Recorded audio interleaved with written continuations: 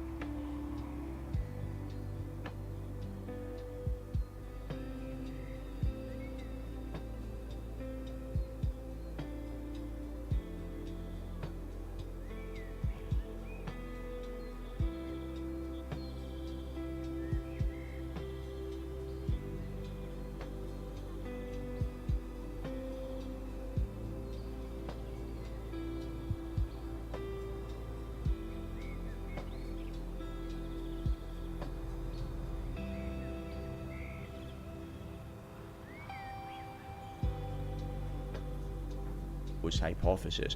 If this is a problem that you've seen before and you're pretty confident it's the same thing again, you don't have to spend time gathering additional information. Just put in your solution that you think is going to work and see if it works or not.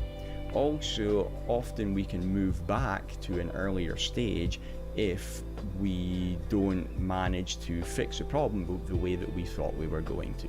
Okay, so that is the Cisco troubleshooting methodology.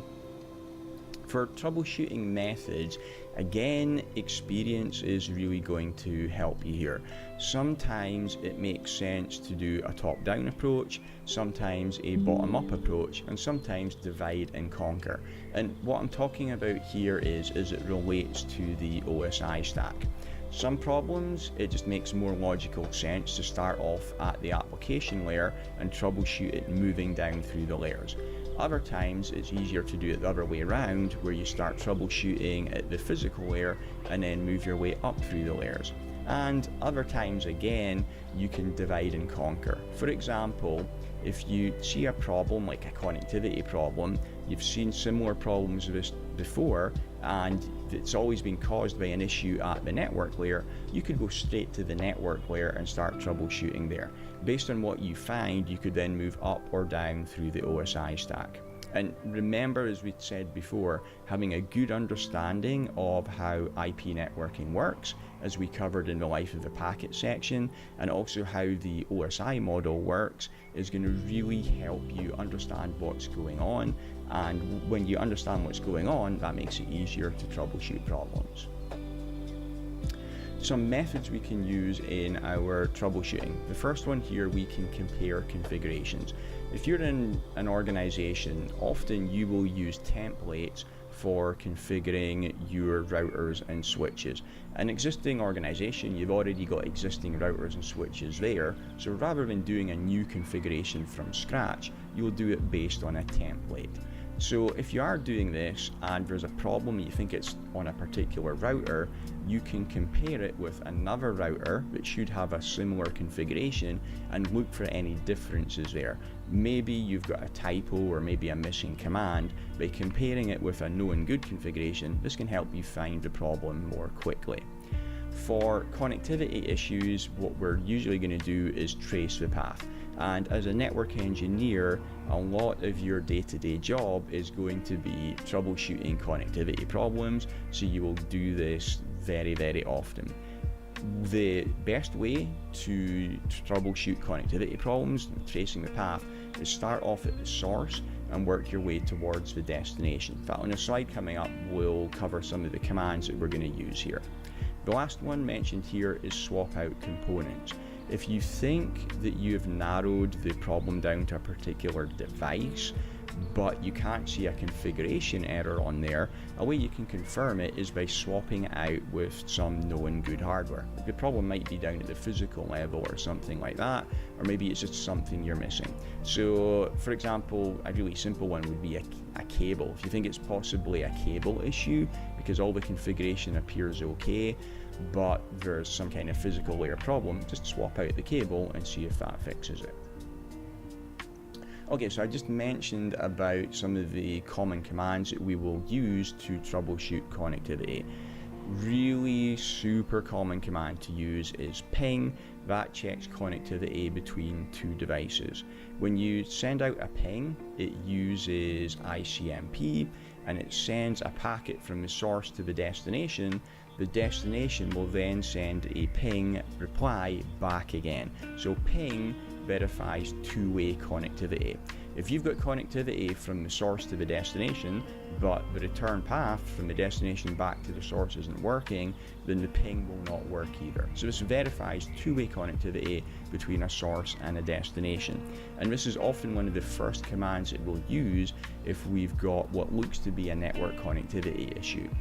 The next command we'll probably use after a ping, if a ping fails, is a trace route. If you've got multiple routers between the source and the destination, what you can do is you can troubleshoot it from source to destination. So say we've got routers R1, R2, R3 and R4. You could check R1 first. If it all looks good, you move on to R2, then on to R3 and so on. Well, a trace route can sometimes speed this up a bit. A trace route does a ping hop by hop from the source to the destination, and it will often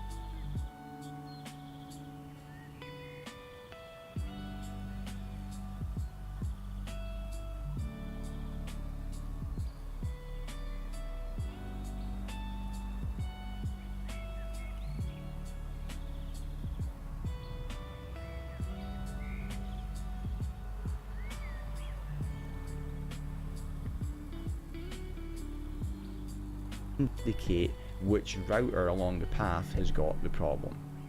And finally, we can use Telnet. Telnet is normally used for managing your network infrastructure devices like your routers and switches. We can use that to get onto a command line on the device. But another thing that it can be used for is checking to see if a port is open on a destination.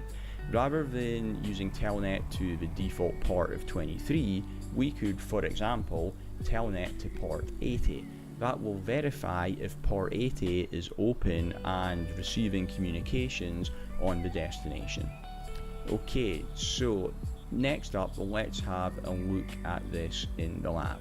And I'll do that using this topology here in the next lecture.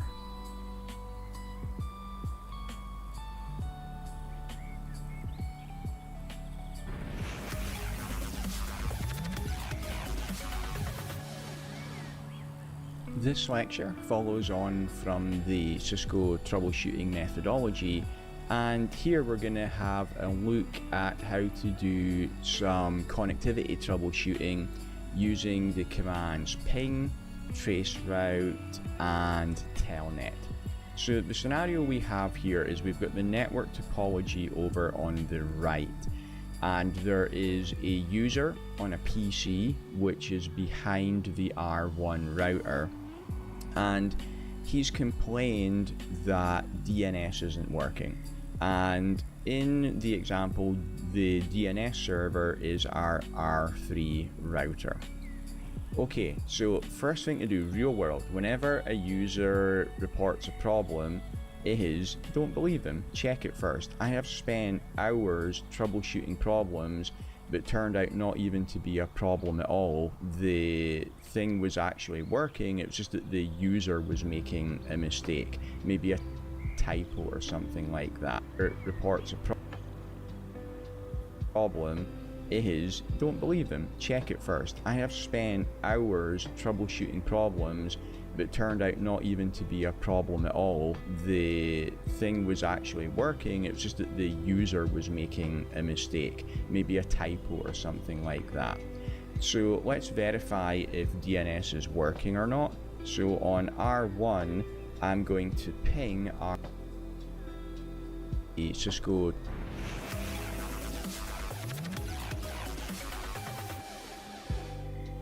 This lecture follows on from the Cisco troubleshooting methodology, and here we're going to have a look at how to do some connectivity troubleshooting using the commands ping, traceroute, and telnet.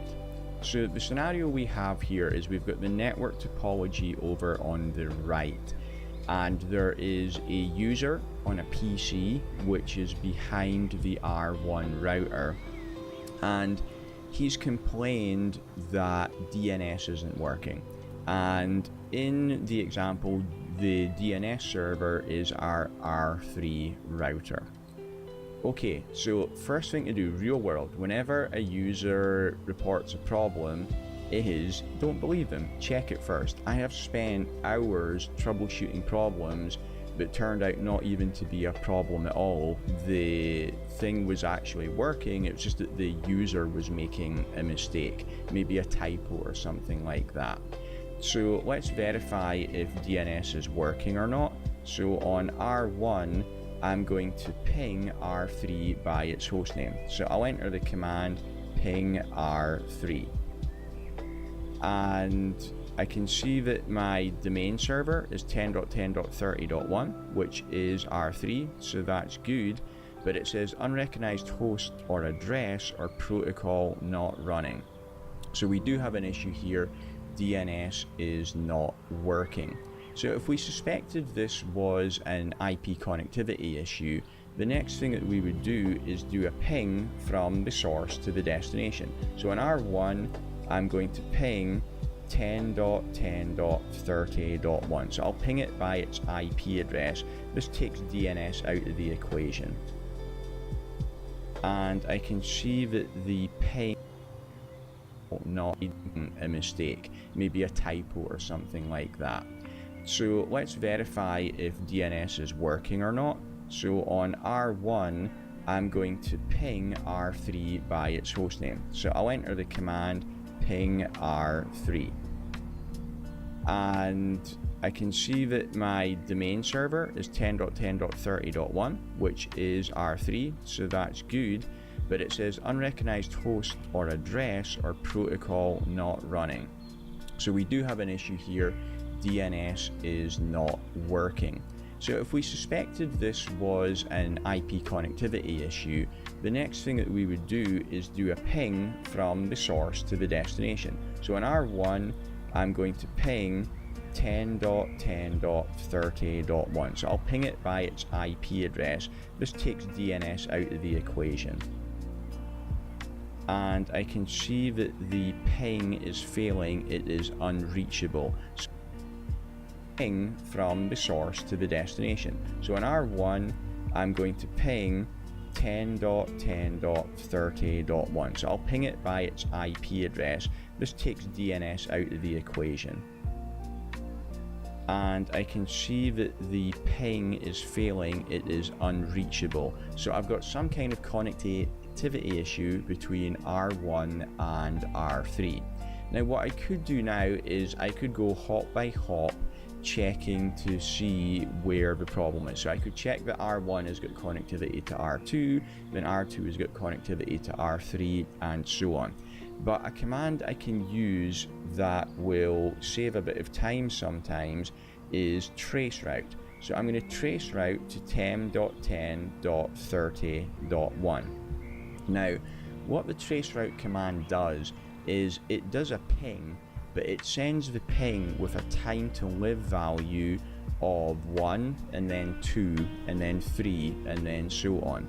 So because the time to live is set to a low value, if a router sees a packet and the time to live gets down to 0, then the router will drop that packet. It's a loop prevention mechanism. And we can leverage that with traceroute by sending the first ping with a time to live of 1. So it will get to the first router.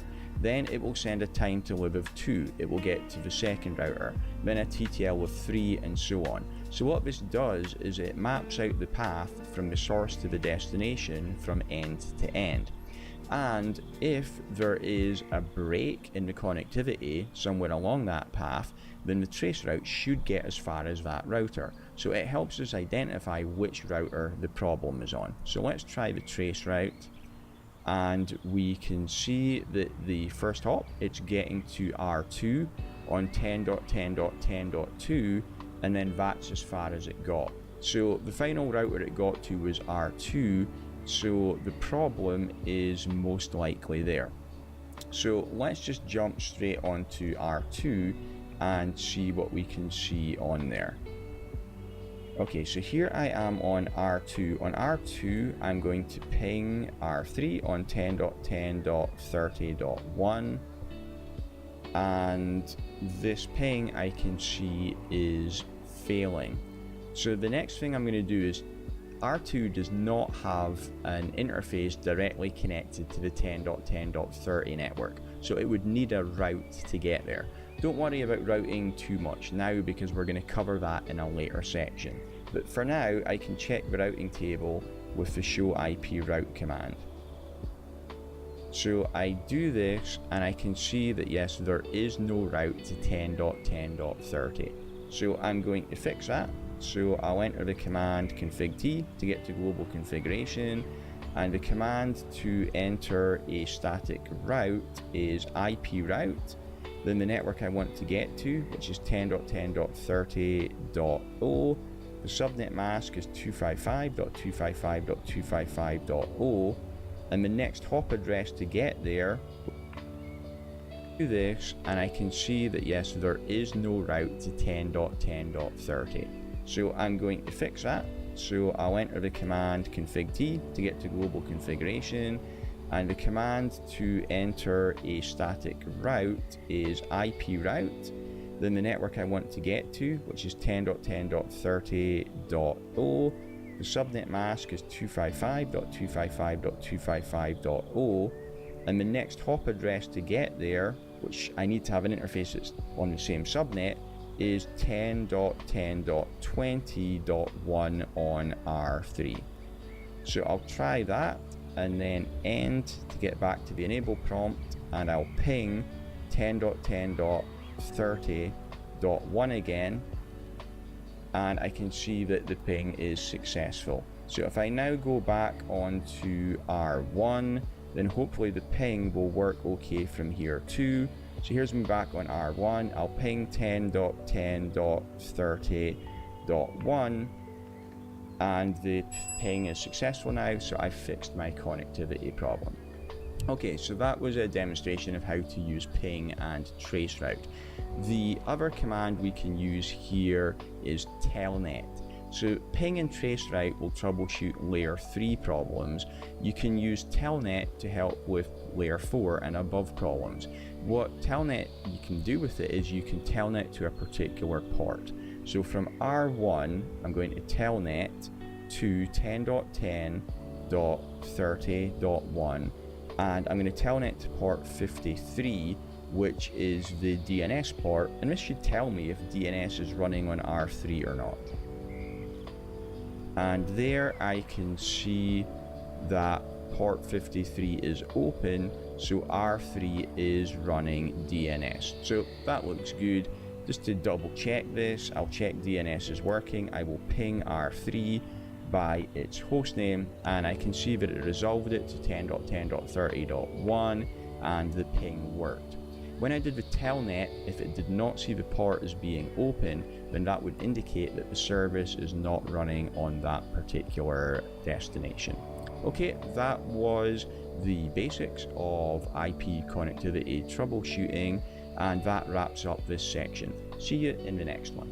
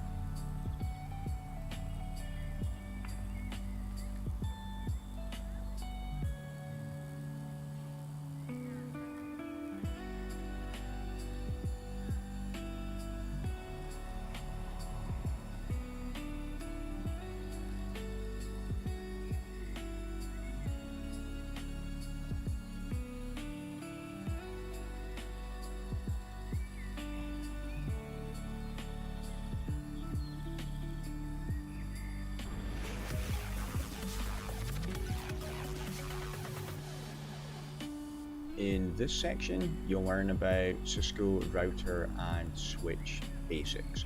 We'll start off with the initial configuration of the device, where we'll set things like IP addresses and the host name. First off, I'll show you how to do it manually, which is the normal way to do it, and then you'll also learn how to use the setup wizard as well. After we've got the initial configuration done, we'll cover the Cisco Discovery Protocol and the open standard version of that, LLDP, and then we'll move into some basic layer 1 and layer 2 troubleshooting.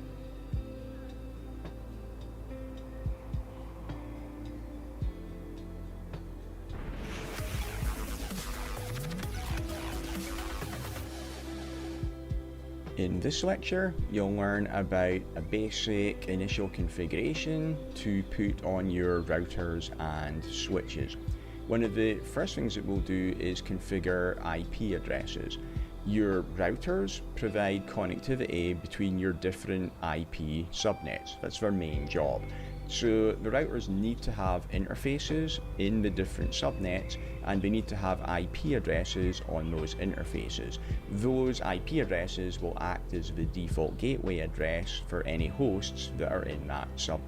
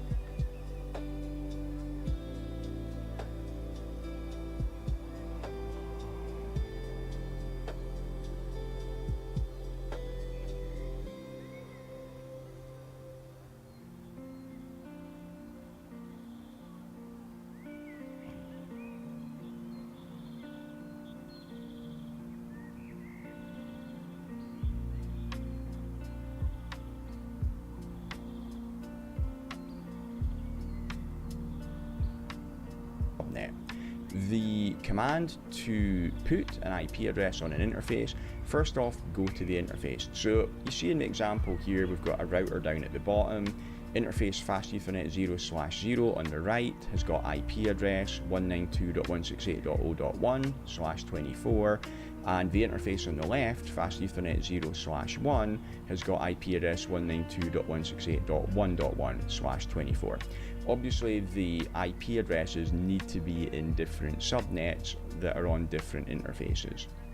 So the command to do this, from global configuration mode, we then go to interface configuration mode. So the command is interface fast Ethernet 0/0, then to put the IP address on there, IP address space 192.168.0.1, and then another space, and then the subnet mask 255.255.255.0.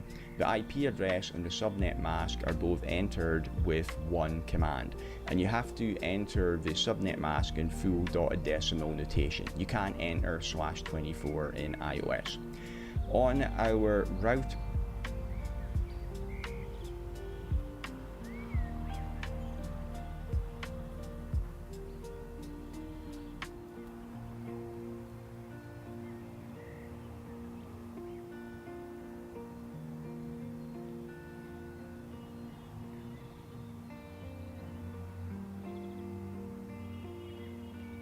routers, interfaces are shut down by default. So remember to also put in the no shutdown command to bring the interface up. Okay, so we do that for interface fast Ethernet 0/0, and then we also need to configure interface fast Ethernet 0/1 for our example. It gets IP address 192.168.1.1, subnet mask 255.255.255.0, no shutdown. After we have configured this, the router is going to be able to route traffic between those two networks. As well as being able to route traffic, it also gives IP connectivity to the router itself. So after we've done this, we would be able to open up a telnet or SSH client like PuTTY and connect to the router to manage it. So obviously this is more convenient than having to walk down there with a console cable and hook it up physically every time. Once you've got IP addresses on your router, you'll be able to connect to those IP addresses to manage the router remotely from wherever you are. We're also going to need an IP address on our switch to manage that as well. Now, a layer 2 switch is not IP routing aware. It does, however, support a single IP address which is used for management. So you can't put multiple IP addresses on a layer 2 switch. It will only allow you to put one IP address on there, and that's so that we can again telnet or secure shell to the switch remotely to manage it. Unlike on our router where we configure the IP address on an interface, on a switch, a layer 2 switch, the management IP address goes on a VLAN interface, which is a virtual interface. So when we configure our VLAN interface, that's called an SVI, a switched virtual interface. And this is going to be in VLAN 1. Now, I know we haven't covered VLANs yet. They're going to be configured in another section. For all you need to know for now is that the default VLAN is VLAN 1, and all of our layer 2 switch ports on a switch will be in VLAN 1 by default. So to get management connectivity to that switch, we configure our management IP address on the virtual VLAN 1 interface. That will allow us to connect to the switch from the same IP subnet that IP address is in, but our administrators are probably going to be located somewhere else. They're going to be in a different IP subnet. So the switch also needs to be able to get out of that subnet. So just like a normal host would need, it's also going to need to have a default gateway. Our configuration on our switch for our management IP address, interface VLAN 1, then we configure the IP address the same way. So I've got IP address 192.168.0.10,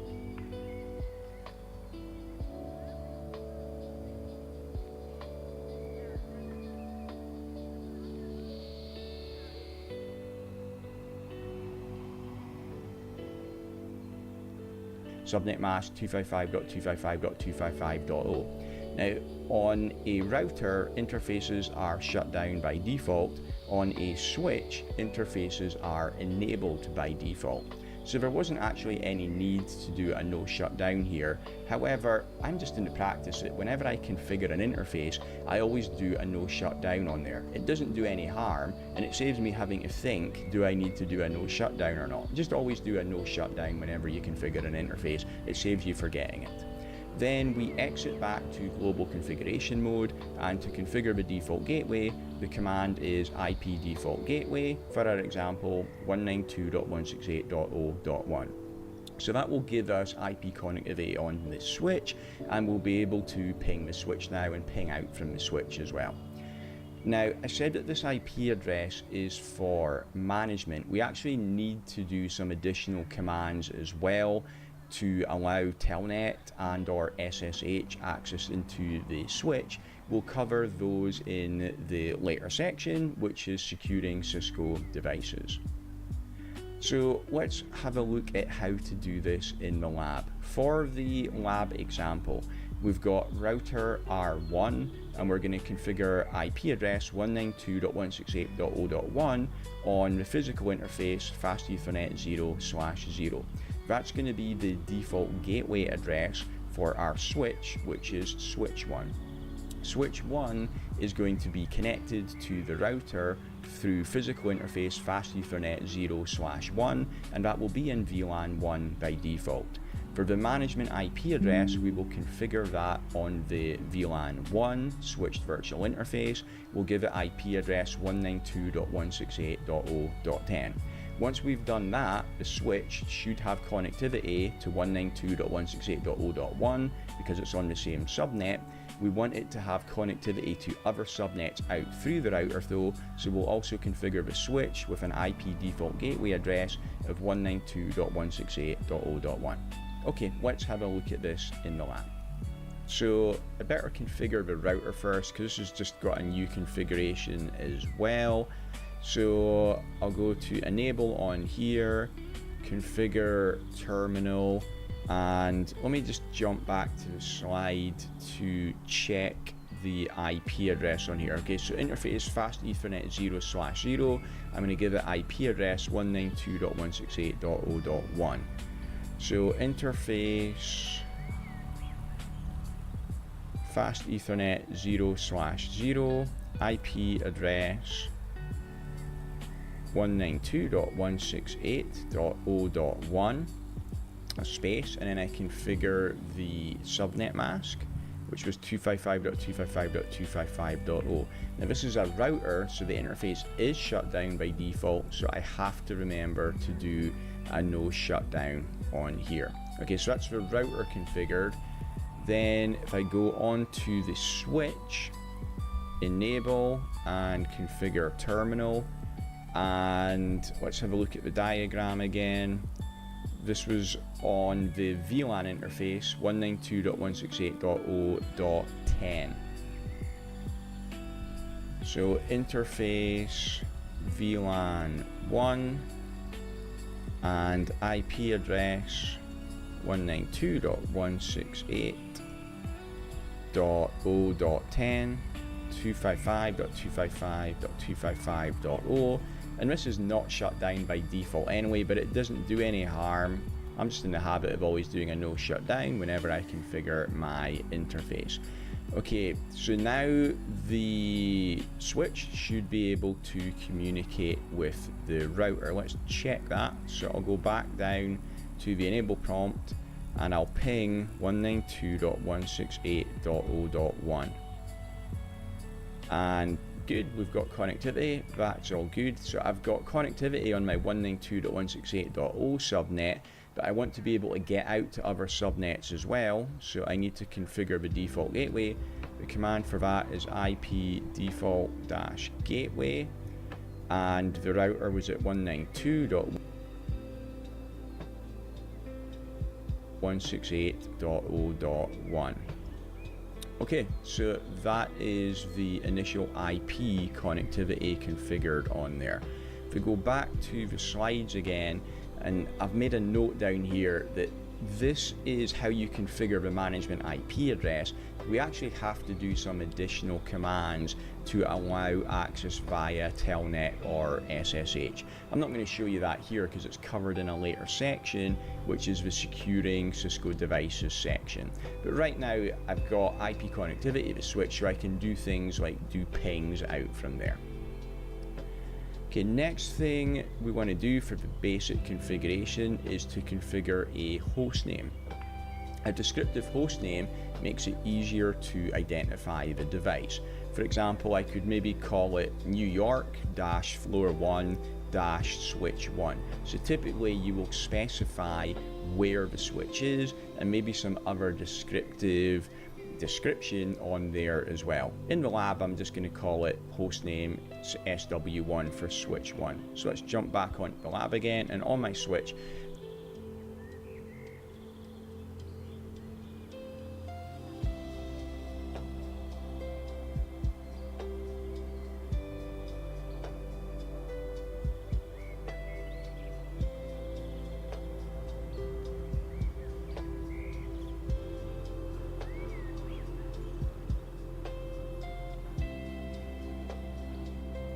description on there as well. In the lab, I'm just going to call it hostname SW1 for switch 1. So let's jump back onto the lab again, and on my switch, notice right now the default hostname on a switch is just switch. So that's what is showing up on the command prompt. Now when I enter hostname SW1 and hit enter, notice that the command prompt immediately changes to show the hostname.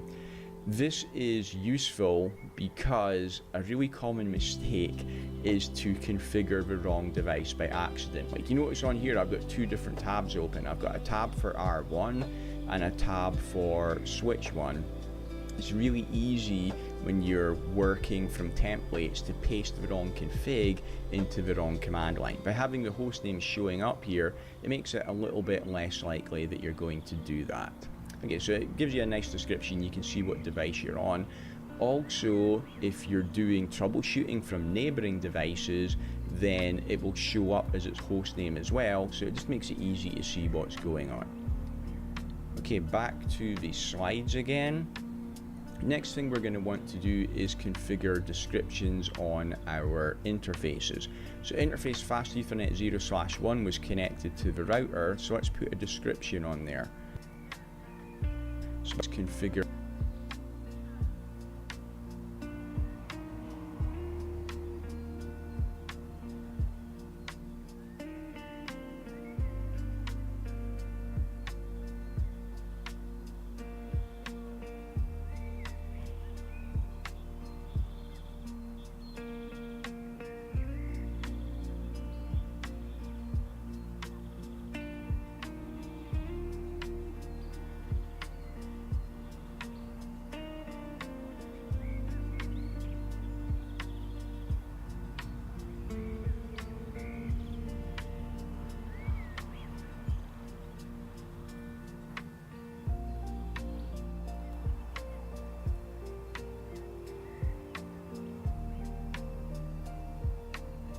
descriptions on our interfaces. So interface fast Ethernet 0/1 was connected to the router, so let's put a description on there.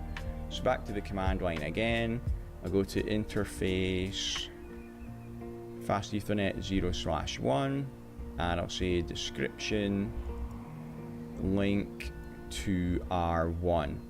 Again, this is going to be useful for troubleshooting later. If I'm doing some troubleshooting and I'm looking at the configuration on here, I can immediately see that fast Ethernet 0/1 is the interface that's connected to router R1.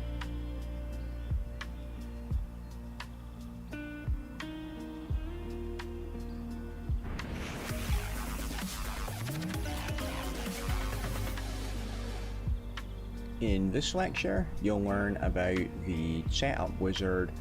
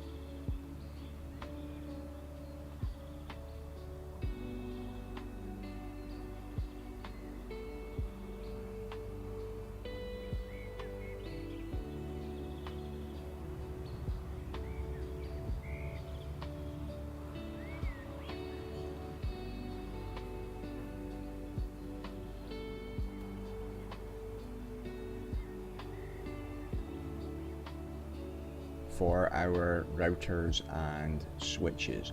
I'm using the same lab setup again, where I've got R1, which is going to have IP address 192.168.0.1 on interface fast Ethernet 0/0. We're going to use that as the management IP address. And we've got switch 1, which is going to have management IP address 192.168.0.10 on the VLAN 1 SVI, and switch 1 is connected to R1 with interface fast Ethernet 0/1. So let's have a look at this in the lab. So this is what you'll see when you first take a router out of the box, power it on and hook up a console cable. So when it's brand new from the factory, it will automatically open up with the system configuration dialog. Also, if you factory reset the router, next time you boot it up, this is how it will look when you boot it up. I've cheated a little bit here. You'll notice that I already had the router set up already. So another way that you can invoke the setup wizard is at the enable prompt, you can use the command setup. So you see that's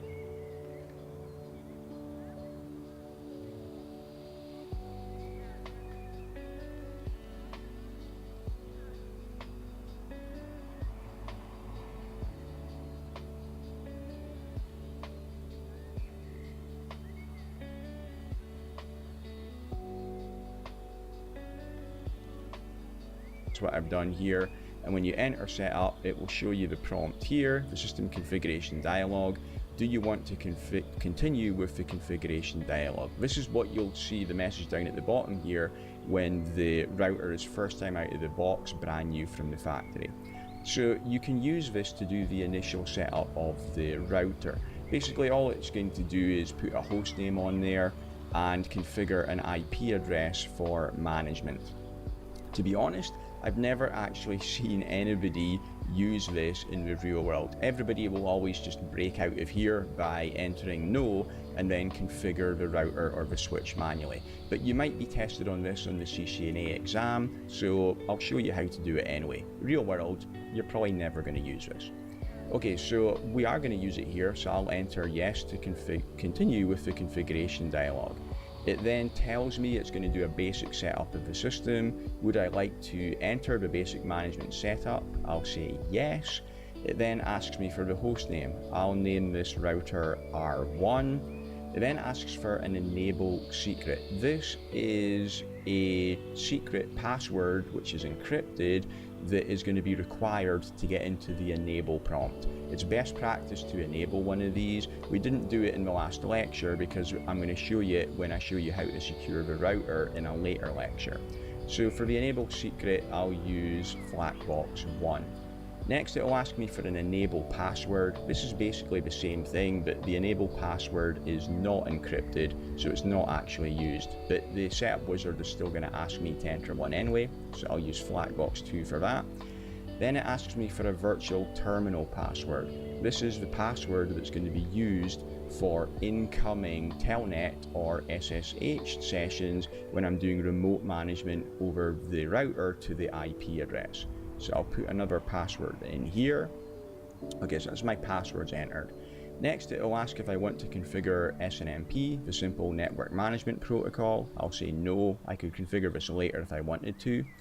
It will then show me the interfaces on this router and ask me which one I want to use for the management interface. So I will choose interface fast Ethernet 0/0. When I choose this is the one that's going to be enabled for remote management access. Asks, do I want to operate in full duplex mode? Yes, I do. Do I want to configure IP on the interface? Yes, I'm going to need to, so that I've got an IP address to connect to for management. So I'll say yes, and I'll use 192.168.0.1. It will default to the class C subnet mask, 255.255.255.0. When you see an answer in brackets, it means that's the default, and you can just hit enter to accept that. It saves me having to type in 255.255.255.0 myself.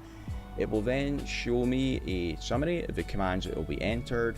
So I see that it is going to enter the host name, R1. It's going to configure the IP address on interface fast Ethernet 0/0 and no shutdown. And if I scroll down to the bottom, it will ask me if I want to save the config. So it gives me the option to break out to the normal command prompt without saving, or to go back to the start of the setup wizard if I made a mistake in one of my entries, or number 2 is going to save the config and exit. So I will hit 2, and that is the setup wizard completed on R1. Let's also do it on switch 1. So I've got another tab open for switch 1, and I'll go to the enable prompt and set up to invoke the setup wizard. Do I want to configure the configuration dialog? Yes. Very similar on switch 1 as well. Do I want to enter basic management setup? Yes. Enter the host name. I'll call this switch 1. I'll use the enable secret, I'll enter that, and also an enable password, the virtual terminal password for telnet access. Do I want to configure SNMP? Not for now. It will show me the interfaces, and this is a layer 2 switch, so I need to configure it on the SVI for VLAN 1. Do I want to configure IP? Yes, I'll need that to allow remote management, and the IP address was 192.168.0.10. Subnet mask defaults to 255.255.255.0, that's fine. Do I want to enable this as a cluster command switch? No, this is not a clustered switch, so I'll say no to that. It then shows me a summary of the commands that are going to be entered. I can see I've got my management IP address there on VLAN 1. And that is the setup wizard completed. Again, it's number 2 to save and exit. And to test this, I should be able to ping the router now at 192.168.0.1. That works great. Okay, so good. Now, something you might have noticed, it did not prompt me for a default gateway, so it's not going to be able to get out to other subnets yet. So I'll enter global configuration and IP default gateway 192.168.0.1. Okay, that's it done. That's the setup wizard completed.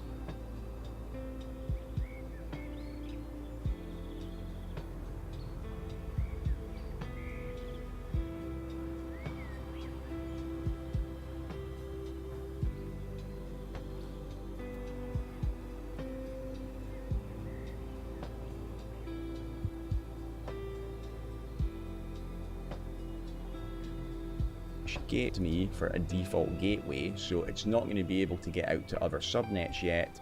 So I'll enter global configuration and IP default gateway 192.168.0.1. Okay, that's it done. That's the setup wizard completed. I'll end out of there.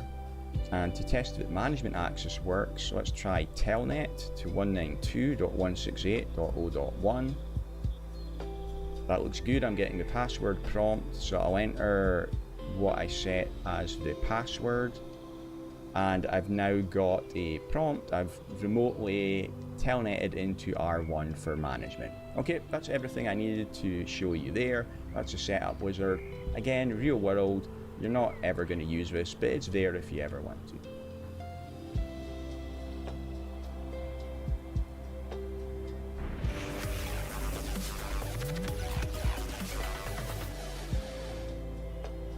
Next thing to talk about is interface speed and duplex. They are set to auto by default. So both sides of the link should auto negotiate to full duplex and the fastest available speed. We should do that.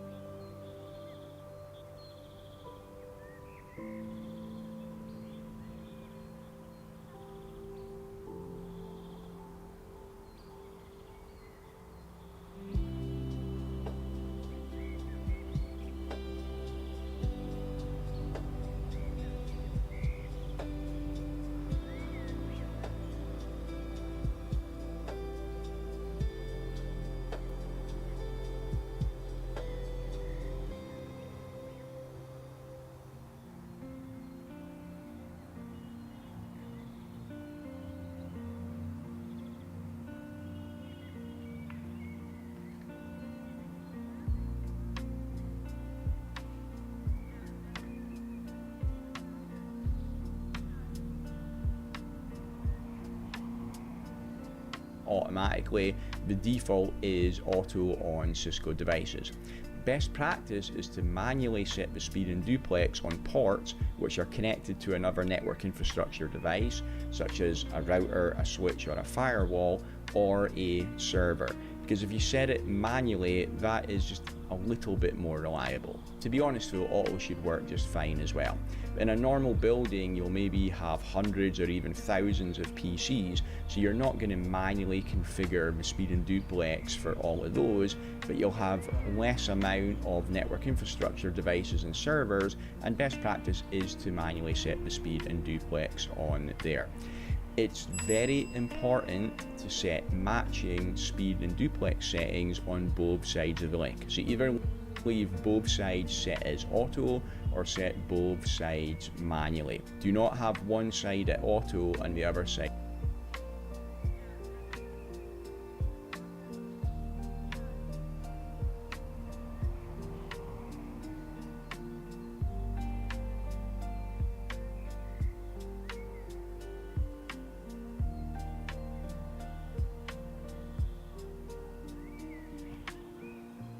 set manually. So for example, if you've got a server plugged into the switch, you could go onto the switch and you could manually set the speed and duplex on there. If you're not sure how to do it on the server, maybe you would just leave it on the server to auto. That would be a big mistake. Okay, you either have to set it to manual on both sides or auto on both sides. If you set it to manual on one side and auto on the other, then that will often cause speed and duplex issues, which can bring the link down or lead to terrible performance on the link. So always do it the same on both sides. Important. Okay, let's have a look at the commands to do that. So at the interface level, duplex is either full or half, and its speed is the speed of the interface.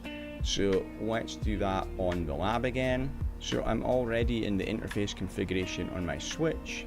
I will set duplex full, and this is a fast Ethernet link, so I'll set it to speed 100.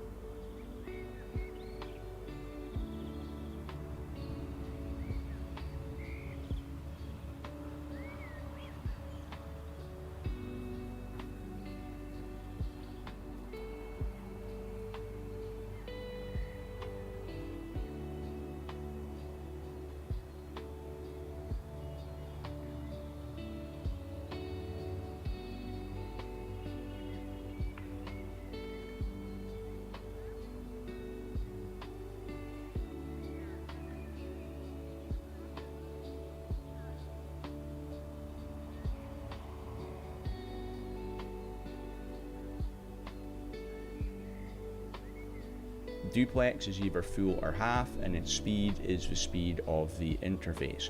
So let's do that on the lab again. So I'm already in the interface configuration on my switch. I will set duplex full, and this is a fast Ethernet link, so I'll set it to speed 100. And notice when I do that, it will bring the interface down and then it will bring it back up again. So right now I haven't configured this on the router, so it's auto on one side and manual on the other. I don't want that, so I will go onto the router, and it's already in the interface configuration as well, and I'll also set speed 100 and duplex full on this side as well. Okay, back to the slides. And that was all the things we want to do for our initial configuration. After we've done that, we want to verify that everything is working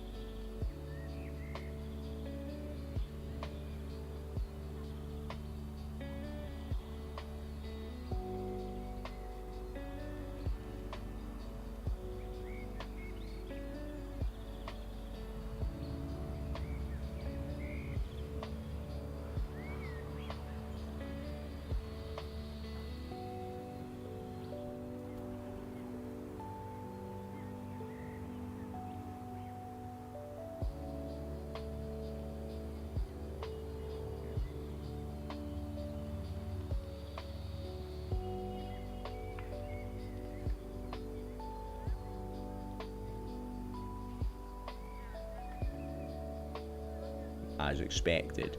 First command here is a show running config. That will show the entire configuration on the switch. So very common to use this command, either just to see what's happening on a switch or for troubleshooting later. So I'll go back to the enable prompt because it's a show command, and I can enter just a shortened version, show run, and it will print out the entire running configuration on this switch for me. And I can hit the space bar to scroll down a page at a time. If I want to break out, I can hit Control C. Okay, so that was a show run. The next command on the slide was show IP interface brief. Between show run and show IP interface brief, these are the two most common commands that you will run on a router or a switch. If you're working as a professional network engineer, it's typical that you will run both those commands multiple times every day. So show run shows the entire configuration. Show IP interface brief shows you the status of your interfaces and which IP address is configured on which interface. So again, if you jump onto a router or a switch and you're gathering information about it, this is a very common command to use. I can see in the example here that interface fast Ethernet 0/0 has got IP address 192.168.0.1 on there, and the status is up and the protocol is up. Interface fast Ethernet 0/1 is administratively down, which means I have not done a no shutdown on that interface. Okay, so that was on the router. I can also do this command, same command on the switch as well. So a show IP interface brief. I'm going to get a longer output here because it's on a switch now. There's more interfaces on there. Again, it's exactly the same output. I can see all of my interfaces that are on the device, IP addresses that are configured on those interfaces. This is a switch, layer 2 switch, so it's just got the VLAN 1 interface right now with an IP address on there, and I can also see the status of my interfaces. Next verification command, I can do a show run interface VLAN 1. So on the switch again, if I do a show run, it shows the entire configuration. This can be really long. So if you want to just check the configuration for a particular interface, you can do a show run interface. So for example, interface fast Ethernet 0/1, you see it there as I'm scrolling through the show run config. To get straight to it, I could do a show run interface fast Ethernet 0/1, and it just shows me that part of the configuration. Okay, so that's a show run interface, shows you the configuration you've manually configured on the interface. If you do a show interface fast Ethernet 0/1, that will show you the MAC address on the interface, the IP address on the interface if one is configured, and it also shows you traffic statistics as well. So if you think there's maybe an issue with an interface, this is a useful command for troubleshooting that. It also will verify. Okay, so that's a show run interface, shows you the configuration you've manually configured on the interface. If you do a show interface fast Ethernet 0/1, that will show you the MAC address on the interface, the IP address on the interface if one is configured, and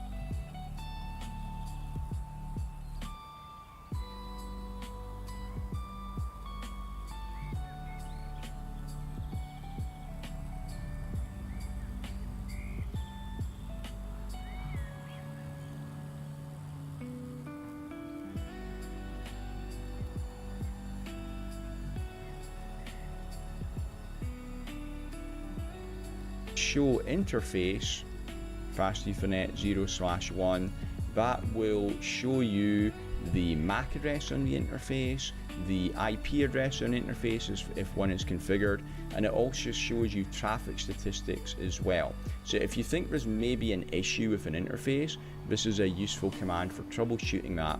It also will verify if traffic is passing through the interface or not as well. Like you see in the example here, we've had 571 packets output and 97 packets input, so traffic is going through that interface. This command will also show you if you have any errors on the interface as well. So right now we've got 0 input errors and 0 output errors, so that is all good.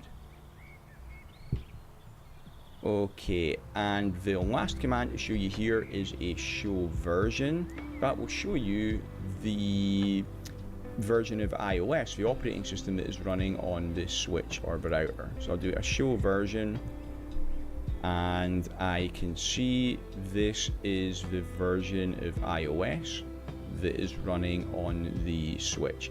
It will also give me some additional information in there as well, like how much memory is installed in the device. Okay, that was everything I wanted to show you for the initial configuration. Next lecture, we're going to have a look at Cisco Discovery Protocol and LLDP.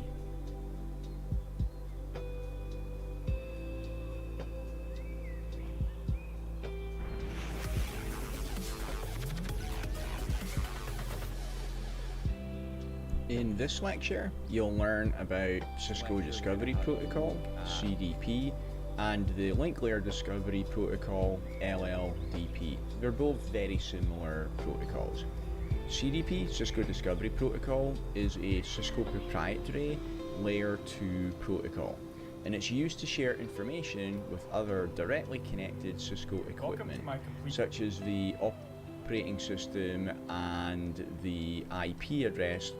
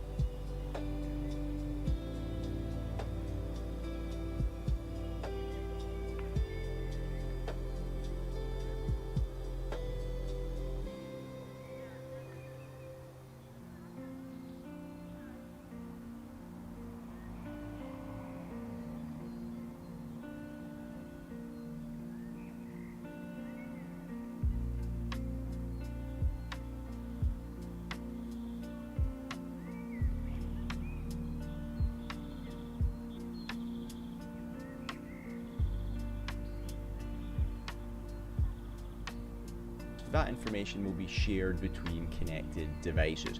That aids in troubleshooting by allowing administrators to map out how Cisco devices are connected to each other. For example, say that you're in New York and there is a problem in Sydney and you don't know about the network topology in Sydney. Well, as long as you can jump on a one device there, then you could use show CDP neighbors to map out how all the other Cisco devices are connected to each other. So it's a very useful troubleshooting tool. Even if you know what the topology should look like, you can use show CDP neighbor to check that the device is there and detected at layer 2. CDP is enabled by default on most Cisco equipment, not just on routers and switches, also on the firewalls, and even things like software like Cisco Unified Communications Manager, which is used to control IP phones, and even the IP phones as well will run CDP. So if you go onto a switch which has got the Cisco Unified Communications Manager server and IP phones plugged in there, you'll be able to get information about those devices. CDP works at layer 2, so it's not necessary for the device to have an IP address on it for it to be detected by its neighbors. The commands for CDP, so it's enabled by default. If you want to disable it, you can do a no CDP run. To turn it back on again, it's CDP run. That's done at global configuration. A reason you would maybe want to disable CDP is it can be seen as a security concern if you're in a highly secure environment, such as maybe in a bank. You don't want people to be able to see what devices are plugged in there, so you could disable CDP. No CDP run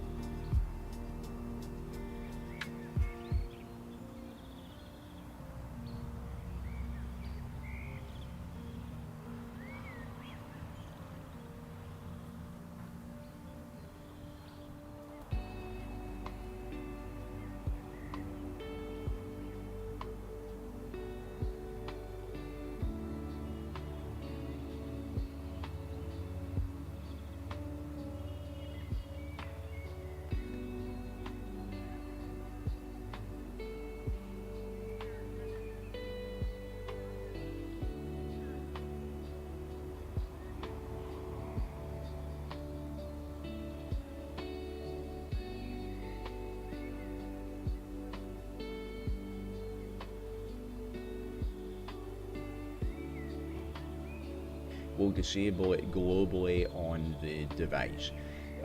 You can also do a disable at the interface level as well with no CDP enable. So say you've got a switch on the edge of your network and you want CDP to be enabled on the internal facing interfaces. You want to disable it on the external facing interface so you don't give up information to another organization. So you can do a no CDP enable at the interface level. Our verification commands, show CDP, will show if it's enabled or not, also the timers, etc. And the commands that can be used to verify the attached devices are show CDP neighbors and show CDP neighbors detail. Show CDP neighbors will give you a nice brief summary view. Show CDP neighbors detail will give more detail, including the IP addresses on the neighbors. So let's have a look at this in the lab again. So I'm back on my switch again and I'll do a show CDP to see if CDP is enabled or enable at the interface level. Our verification commands, show CDP, will show if it's enabled or not, also the timers, etc.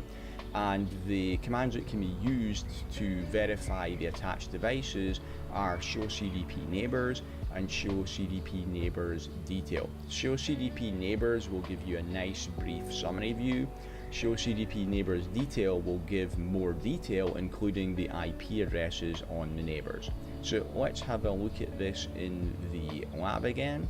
So I'm back on my switch again and I'll do a show CDP to see if CDP is enabled or not. And yes, it is. It's sending CDP packets every 60 seconds. So that is the default.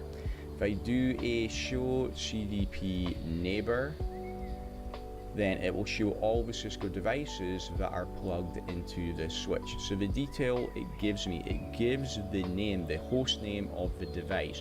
This is another reason why it's a good idea to set a host name, so that if you do a show CDP neighbor, it's going to give you a description of what that device actually is. I haven't set any host names in the lab here yet, so it's not very descriptive. It just says a router or a switch.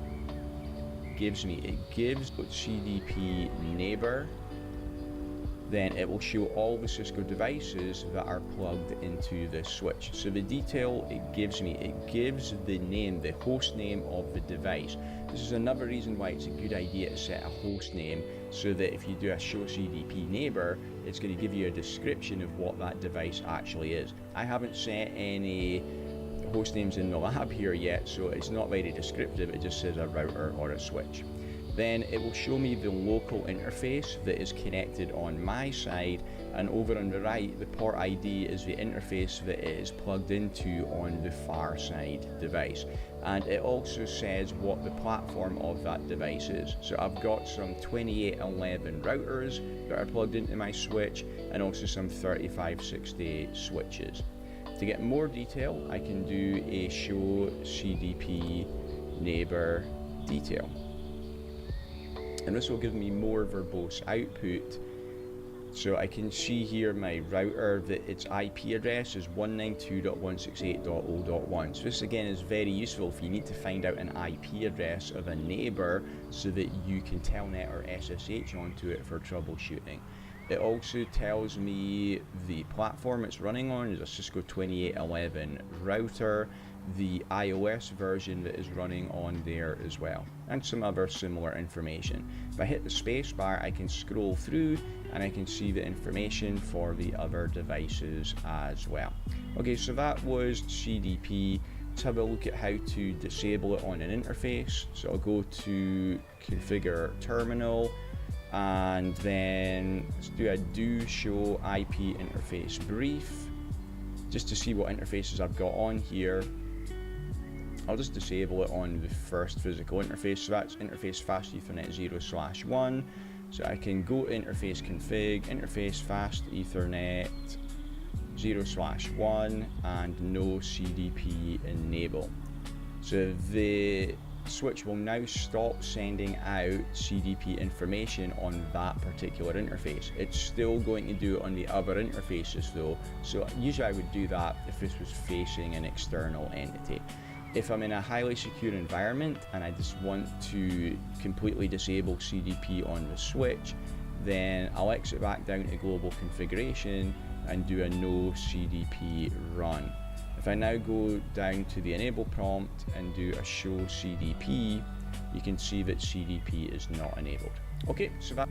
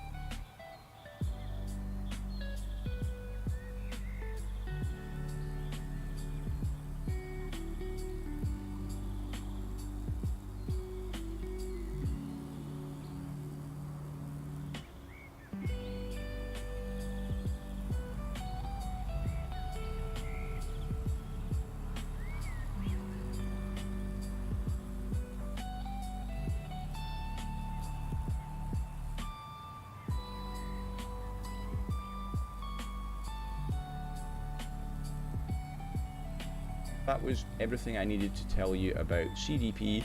I'll go back to the slides for LLDP.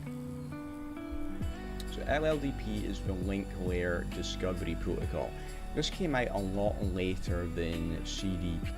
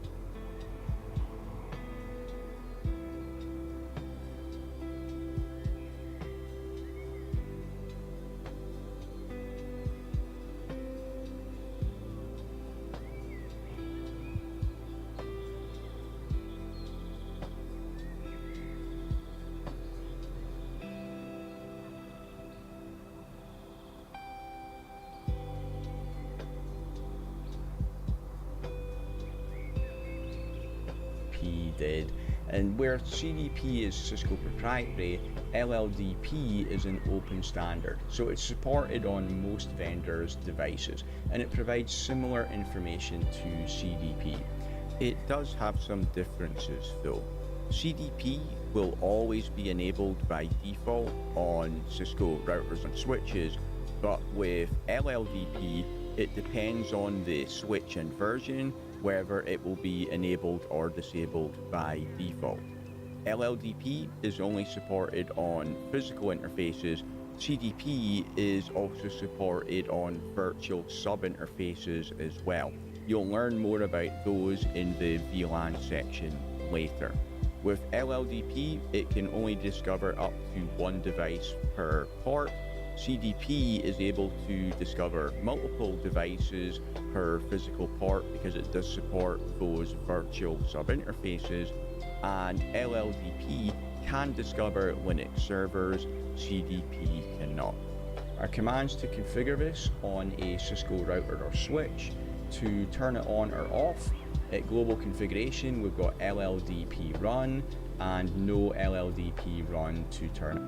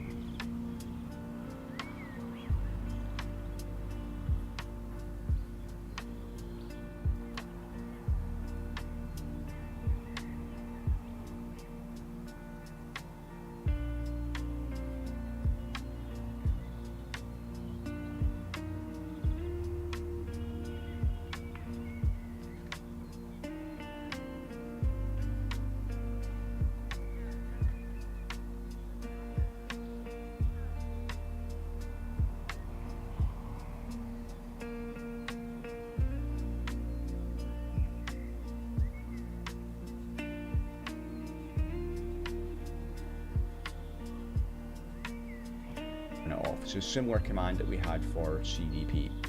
To disable it at the interface level, we do it for both transmit and receive separately. So there is a no LLDP transmit to disable sending out information, and a no LLDP receive to disable receiving information. Our verification commands are again similar to CDP. Show LLDP will show if it's enabled or not.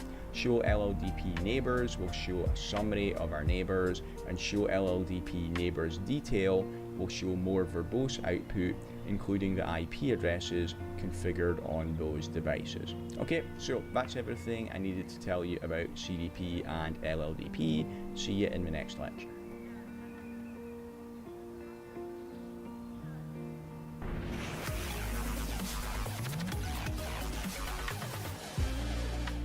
This is going to cover troubleshooting at layer 1 and layer 2 of the OSI stack.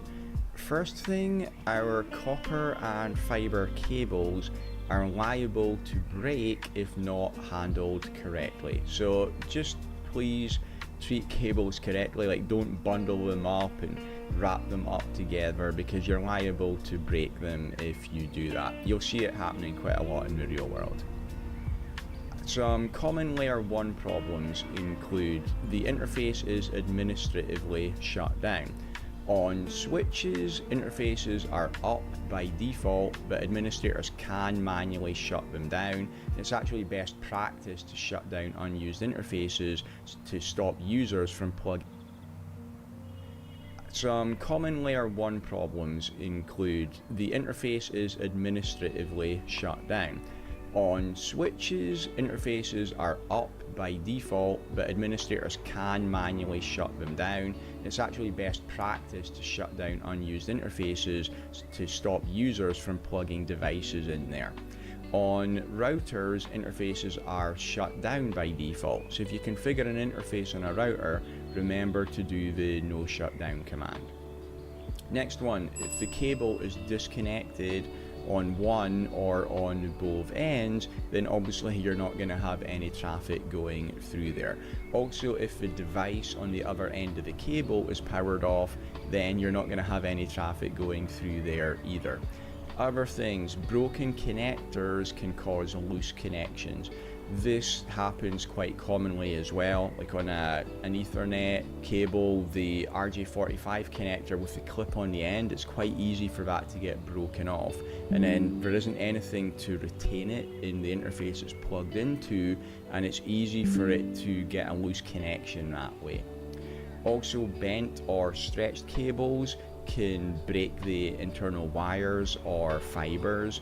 And lastly, EMI, electromagnetic interference sources such as motors or microwaves, can cause errors in transmission. That is not such a big problem if you've got newer cable, like Cat7 has got much better shielding than Cat3 cable does. Our troubleshooting command at layer 1, useful command is show IP interface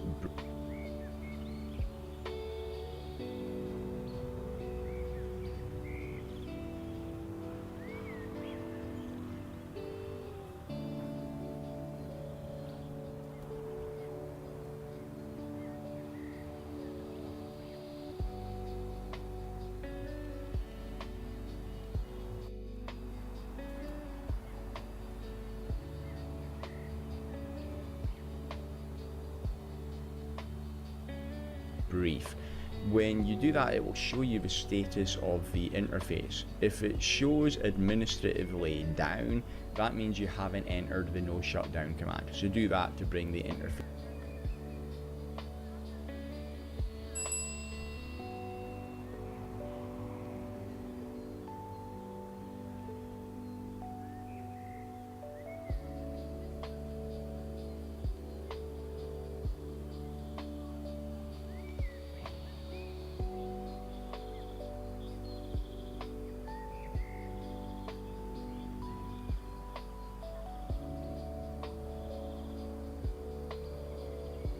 Face up. If it shows down, that means that the administrator has done a no shutdown on the interface, but there's a layer 1 issue. So check that it is cabled in at both ends and the device on the other side is powered on. If the device on the other side is powered off, or if you don't have a cable securely connected on both sides, the interface will show as down. The last setting you can have there for the status in a show IP interface brief is up down.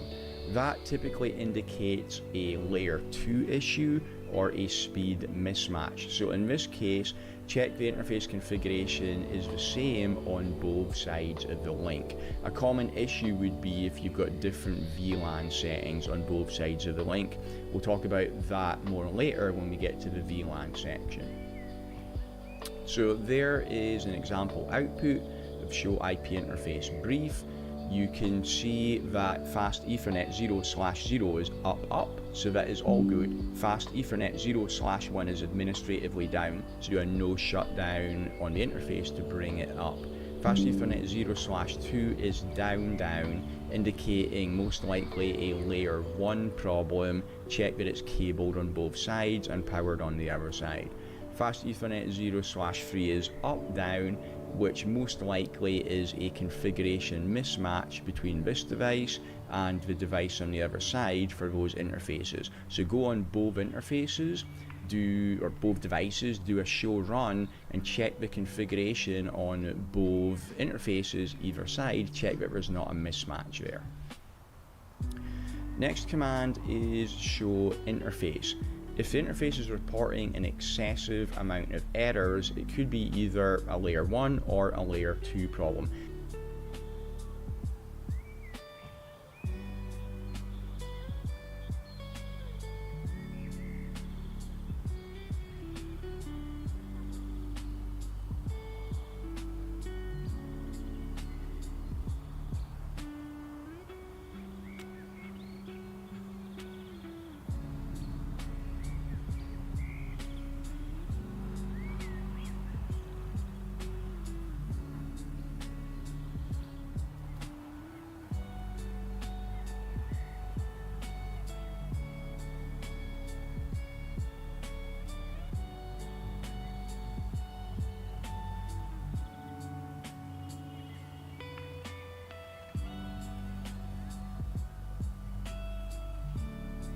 check the integrity of the cable. Check there's no problems with the cable. Again, check your administrative configuration matches on both sides of the link. So here's an example of a show interface command. If you do just show interface and hit enter, you'll get a really long output because it will show you the command for every single interface in the router or switch. So usually we'll do a show interface and then specify the interface like we've done here for Fast Ethernet 0/2. Here we can see that it's set to full duplex and the speed is 100 megabits per second. We've got no input errors and no output errors, so that's a good sign. I showed you the full duplex and the speed on here because that's going to come in on the next slide now. Yeah, possible error you can have is speed and or duplex mismatches on your interfaces. If you've got incorrect speed settings, that can cause the interface to operate below its maximum speed. For example, if one side is set to auto and the other side is set manual, or if both sides are set to auto and it doesn't manage to negotiate correctly, that can cause an incorrect speed setting where it's going to run below the optimal speed. If you've got a speed mismatch where you've manually configured the speed on both sides of the link, that will typically bring the interface down. If you've got a duplex mismatch, and the interface will typically stay up, but you'll get terrible performance because you'll have loads of collisions on the interface.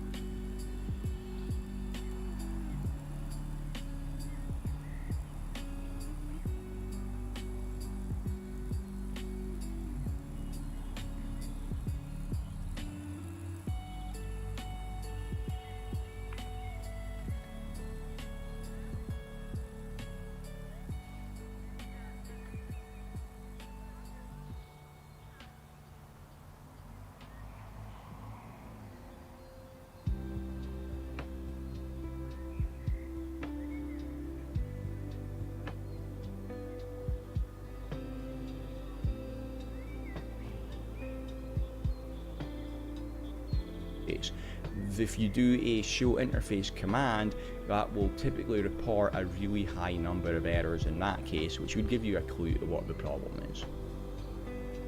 Okay, so as we said in the earlier lecture, both sides of a link must be set the same for the speed and duplex.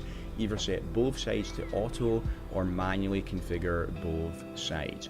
Now, you don't need to do that for all ports. So for example, in one switch, maybe port 1 is set manually and the device on the other side has to be set manually. Maybe port 2 is set auto, the device on the other side of that link should also be set to auto. Your Cisco devices will default to auto.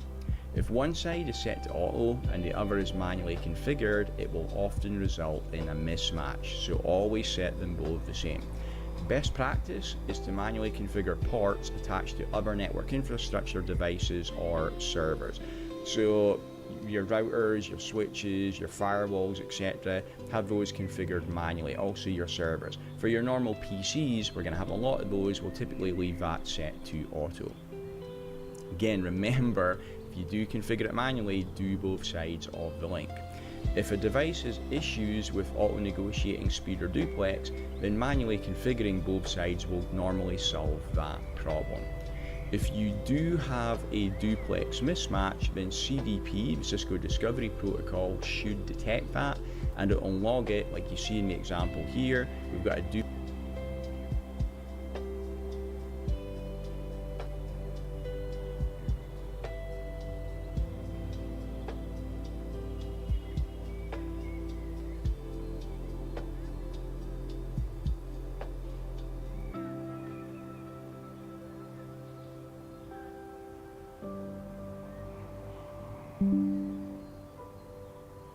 mismatch discovered on Fast Ethernet 0/0, not half duplex.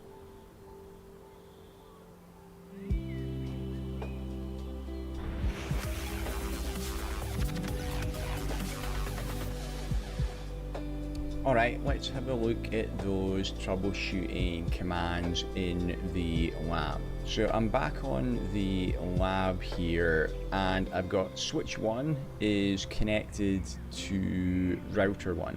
On the switch 1 side, it's on interface fast Ethernet 0/1. On R1, it's interface fast Ethernet 0/0. Let's just confirm that. So I'll do a show run interface fast 0/1 on the switch, and I've put a description in there. It's the link to R1. I haven't configured any other settings on there, so they're all at the default.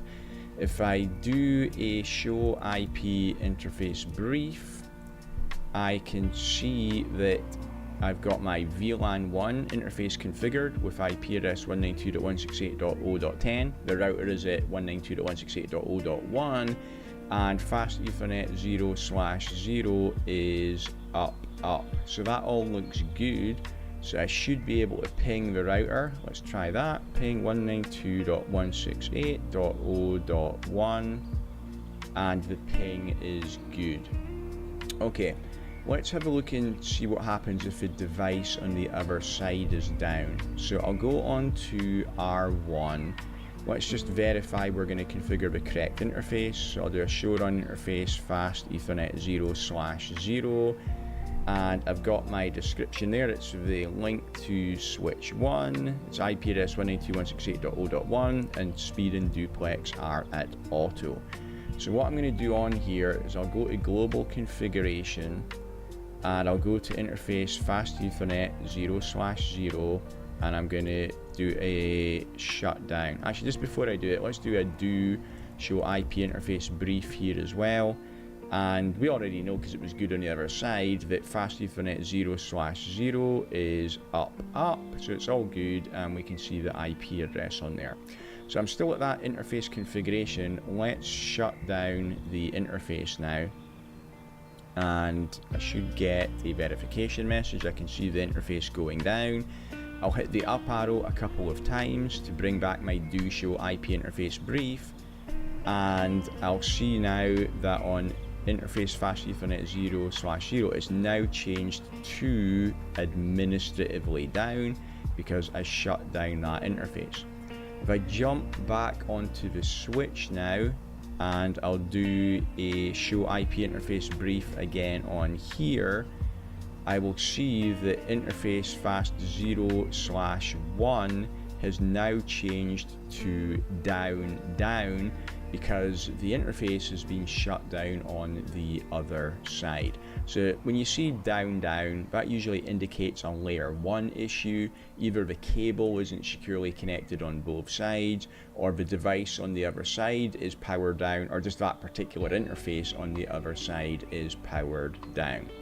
Okay, so that's how we check that. Next up, let's check out the speed and duplex settings. Actually, I'll just show you also the show interface command while we're here as well. You saw this in an earlier lecture. So that will give you information on interface. It'll tell you whether it's up or not. The MAC address, IP address will show in here as well. And what it's really useful for is it gives you interface statistics. So I can see if traffic is going through there or not. I can also see the amount of errors on there too. Okay, so yeah, let's have a look at the speed and duplex. So I'll do a show run for interface fast 0/1 again, and the speed and duplex is not set here, so it's going to default to auto. If I do a show interface fast 0/1, I can see that the speed and duplex are set to auto. Okay. Let's have a look on R1 as well. So I'll do a show run interface fast 0/0 on here, and this shows that speed and duplex are auto. And if I do a show interface fast 0/0, I can see that again, auto duplex and auto speed. I can also see the speed it's running at is 100, so it's running at 100 megabits per second. Okay, kind of issues that we can have here. Let's jump back on to switch 1 again, and I'll go to the interface configuration, which was for fast 0/1, and I'm going to set the speed to 10 on this side and down. So it was up, down, and around the link console connection by default, not by telnet, but bring the interface down. If you have a duplex mismatch, it will leave the interface up. But what's going to happen is you're going to get terrible performance over that link now, because you're going to have loads.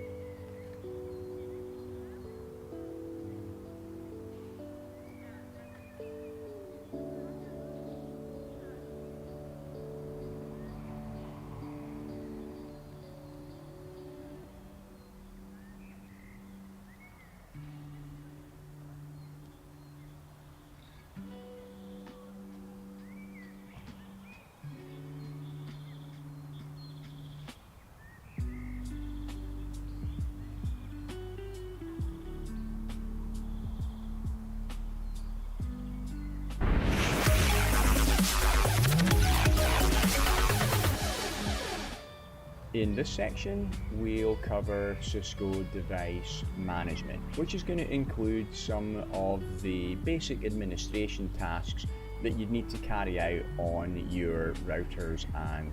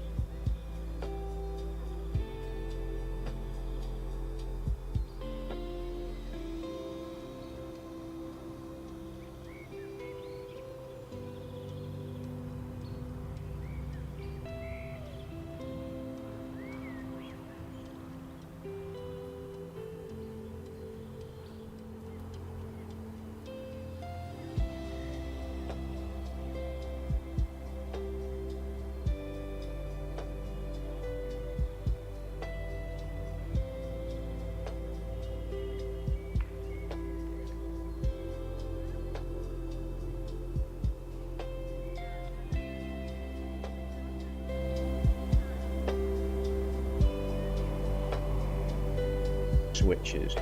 We'll start off with, well, let's get to it.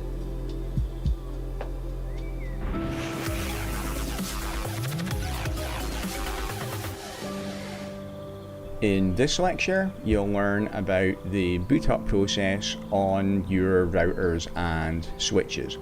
And to understand how they boot up, you need to know about the different memory locations on your device. There's 4 built-in memory locations. First up, we have ROM, the read-only memory. Then we have flash. On older devices, that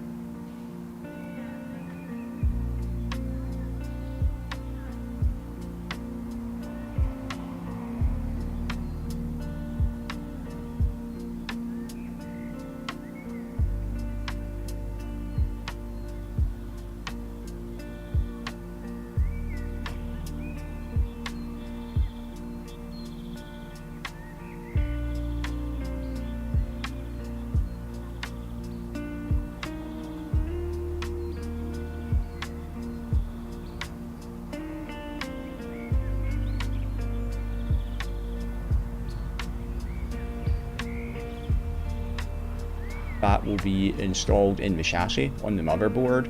On newer devices, it's a removable compact flash card. Then we've got NVRAM, the non-volatile RAM, and finally the RAM, the normal random access memory. You can also use an external USB memory stick plugged into the device as well. Okay, so first one is read-only memory, the ROM, and that is what is used when the device is first powered on. ROM has got 2 main functions. First is the power on self-test. The post-test will check for any problems with the hardware. It will then load the bootstrap, and the bootstrap will look in flash for an iOS software image to load next. If an iOS image can't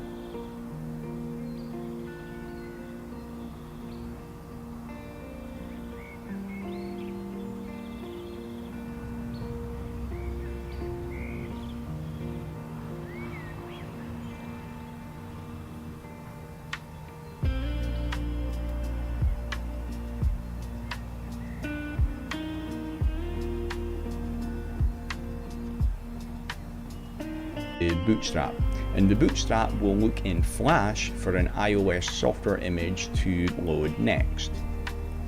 If an iOS image can't be found in flash, then the device will show the ROM on prompt at the command line. That means the device has failed to boot up if you see a command prompt that says ROM on. The ROM monitor is what it stands for. That can be used to recover a missing or corrupted software image.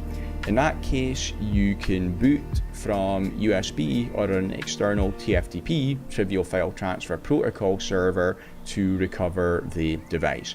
And the instructions for doing that can be slightly different depending on the model of router or switch that you need to recover. So to get instructions, just search in Google for Cisco ROM on recovery for your particular platform. We'll have a look at that at the end of the lecture when I do a lab demo. Okay, so we had the ROM memory and then the flash memory. So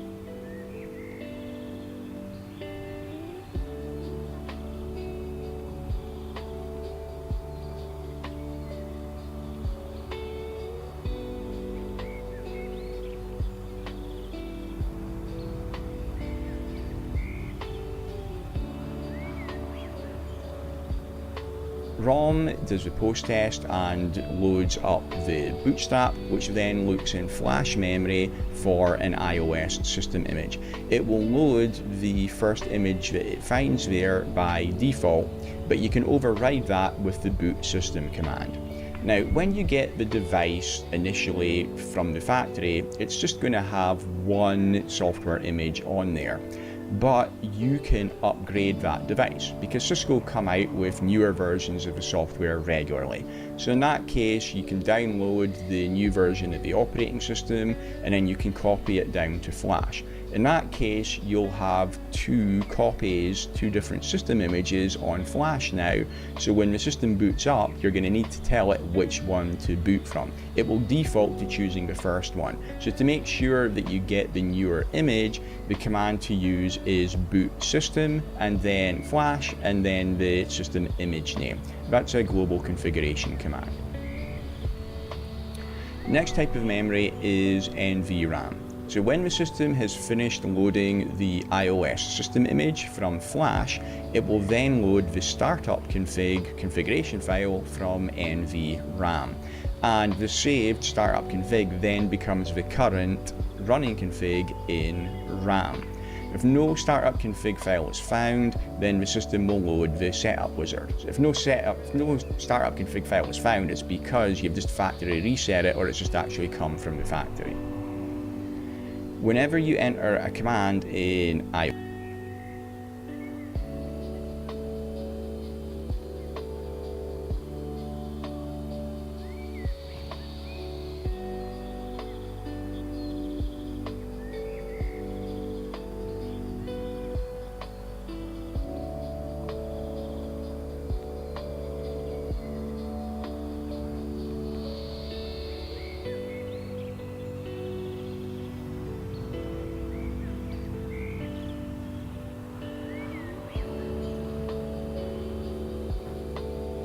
if no startup config file was found, it's because you've just factory reset it or it's just actually come from the factory. Whenever you enter a command in iOS, it takes effect immediately and goes into the running config in RAM. To make your changes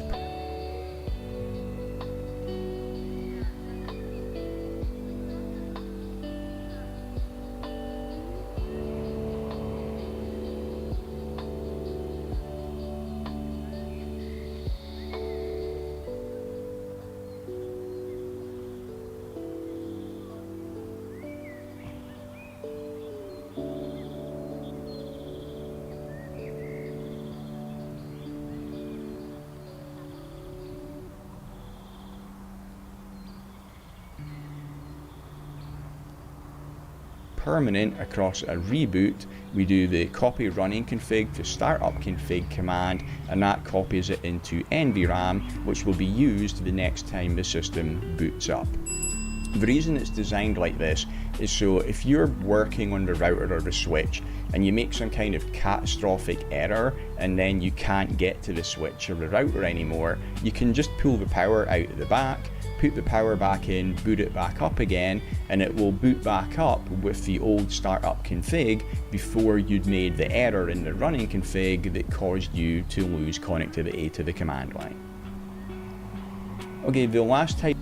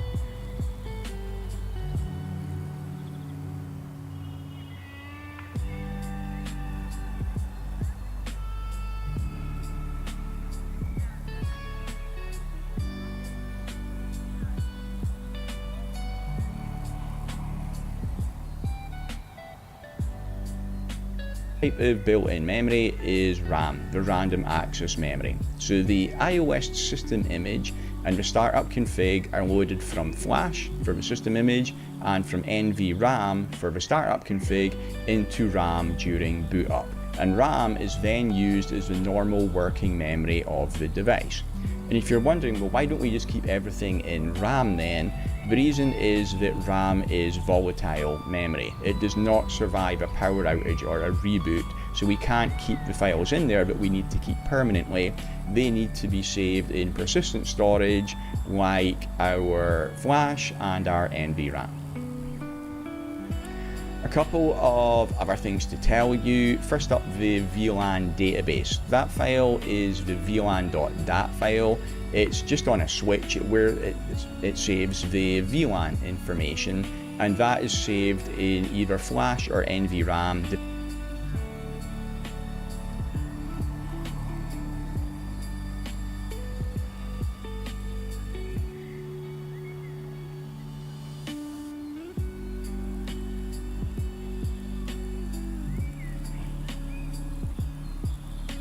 Depending on the model of the switch. I know we haven't covered VLANs yet, don't worry, we'll cover that in a later section. I'm just mentioning it now as we talk about the different memory locations. And the last thing, the system can also load a system image and or startup config from an external TFTP server rather than from flash or NVRAM.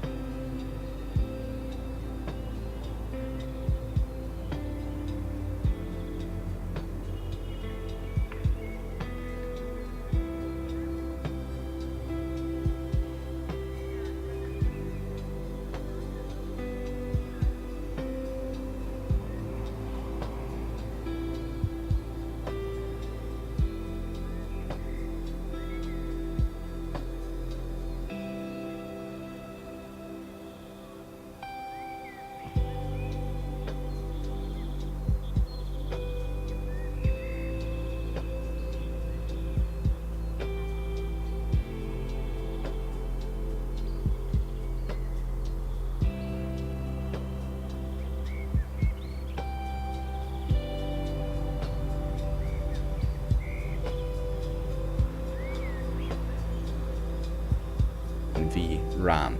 That is not recommended though, because the device will not be able to boot if it loses connectivity to that TFTP server. So the only reason you would ever really do that is if you want to load a new version of the system image and there's not enough flash memory capacity on your device to store that, then you can save it to an external TFTP server instead and boot from there. But really not recommended, because if you lose connectivity to the TFTP server, your device won't be able to boot. Okay, so that was all the information. Last thing is to give you a demonstration of all this in the lab.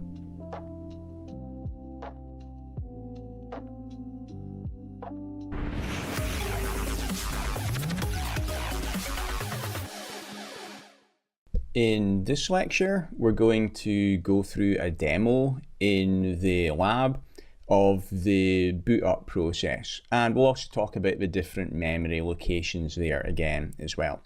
So the lab topology, we've got R1 on the left, which has got IP address 10.10.10.1. It's connected to switch 1, which has got IP address 10.10.10.2 on its VLAN 1 SVI. And we've got a TFTP server on 10.10.10.10. Now, I'm using Packet Tracer for this lab because if you use one of the other virtual labs, it doesn't support playing about with the different images in Flash, but Packet Tracer does. The other way that you can do it is by using real devices, but I didn't want to be messing about with the iOS images on real devices. It's easier to do it in Packet Tracer. So I recommend you use Packet Tracer if you want to follow along with this as well. Okay, so that's what the lab topology looks like. So let's jump on to R1. and have a look at the boot up process. So I'll do a reload and hit enter to confirm, and you can see that read-only ROM-on was initialized first, and then if I just scroll back a bit here now, after ROM-on, it self-decompresses the image. So this is the system image that is in Flash, and it is decompressing it because it's in an archive format, kind of like a zip file. So it decompresses it and it loads it into RAM memory. And then the system will boot up. I press return to get started, go into the enable prompt, and that's the system booted up. After it finished loading the system image, which you can see here, the next thing it did after that was it loaded the startup config from NVRAM again into RAM, the working memory on the router, where it becomes the running config. So on the router here, if I do a show version, I'll be able to see what the system image is. I'll just scroll up to the top of that command, and I can see that this is on a 2900 series router, and I'm running version 15.1 for M4. And if I do a show flash, I'll see that the system image is in there. There it is, and it's the only system image that is there right now. Now, you can actually delete the system image out of Flash. So let's go ahead and do that. So I'll copy the file name here, and I'll enter the command delete flash : and then the name of the file. I'll paste it in and hit enter. It asks me to confirm, are you sure you want to delete that file name? And it asks me to confirm again, and I say yes. And if I do a show flash again now, you'll see that the file is no longer there. Now, the system is still up. I can still get to config T, I can still enter configuration commands in here, and the router will still keep running just fine. The reason is that when the system boots up, the system image is loaded from Flash into RAM, and that is the working memory. So as long as the system is up and running, I'm not going to have a problem. A problem is going to come when the system next reboots. So let's do that. I'll do a reload. Yep, and it wouldn't be as quick as this on a real physical router, but you see when it goes to boot up again, it can't boot up. It boots up into ROM-on mode because it wasn't able to find a system image in Flash. So real world, be really careful that you don't do that. Actually, on older routers and switches, it's quite easy to do it, because on some of the older images, by default, if you copy anything into Flash, it will ask you, do you want to delete everything that is already there? And if you're not really thinking and you go ahead and do that, and just copying some other file into Flash, then you'll lose your system image that way. So just be careful. Do not delete the system image out of Flash, because if you do, it's a pain to recover it. Let's have a look and see how you do recover it now. So I'll go to a browser. So I've got Firefox open here, and in Google, you see that I searched for Cisco 2900 ROM-on recovery, because that's the model of router I'm on there. And then it's this file here for the 2900, which I've already opened in another tab. And in the section recovering the system image with the TFTP download command, it tells you how to recover the image. So you will need a TFTP server to do this, which we do actually have. I'll show you the TFTP server in a minute. So on the TFTP server, you need to have the system image on there, and then the document that you'll get from the Cisco website will tell you the commands to enter that I'm just scrolling here. And then down at the bottom here, it gives us an example config. So when you get to the ROM-on prompt, the router is not operational. It has not booted up, so it doesn't have any IP addresses on there. The startup config has not been loaded. So you're going to need to configure IP connectivity at the ROM-on prompt. These are the commands to do that. So we enter an IP address for the router. We also enter the subnet mask. You also have to enter a default gateway. If the router is on the same subnet as the TFTP server, then just put the TFTP server's IP address in here. Then the IP address of the TFTP server, and then the file name, the system image that you're going to use to recover that is on the TFTP server. Finally, you put in the command TFTP download. It will then connect out to the TFTP server and download this file and copy it into Flash. The last thing you do after that is enter the reset command, and that will reboot the router, and because you've now got a working system image in Flash again, it will be able to boot up. Okay, let's just have a quick look at the TFTP server in Packet Tracer. So in Packet Tracer, if you go to the End Devices tab down in the bottom left here, and then you can drag up this generic server, which is the third one along in this version of Packet Tracer, and bring it up here. If I click on this now and go to services, you'll see that TFTP is enabled on that server by default. So there is already iOS system images on the TFTP server. In the real world, then you can download a free TFTP server, or you can use a paid one. There's lots of TFTP software available on the internet. Again, just Google for that and you'll find something.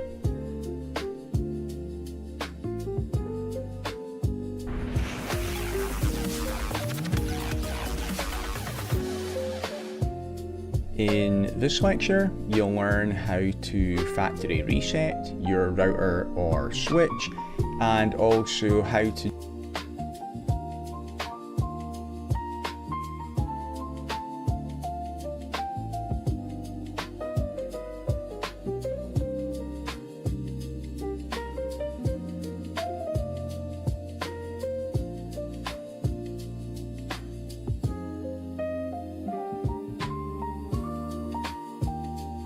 do a password recovery if you've lost the enable password. So factory reset first. The way we do that, very simple. At the enable prompt, we use the write erase command. That will erase the startup config. You do that, you then reload the device, and it will boot up with a blank configuration. There's no startup config, so the setup wizard will then run. Let's have a look at how to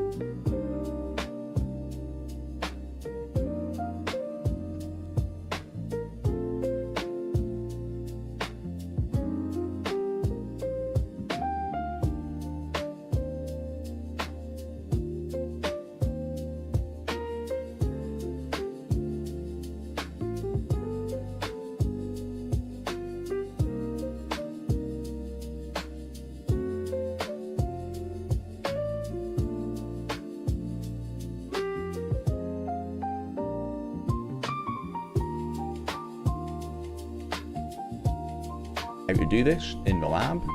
So I'm on my router here, R1. If I do a show running config, you can see the host name is R1 there. And if I do a show startup config, the host name is also R1 in the startup config as well. So that has been saved. So what I'll do here is I'll go to global configuration and I'll say hostname R2.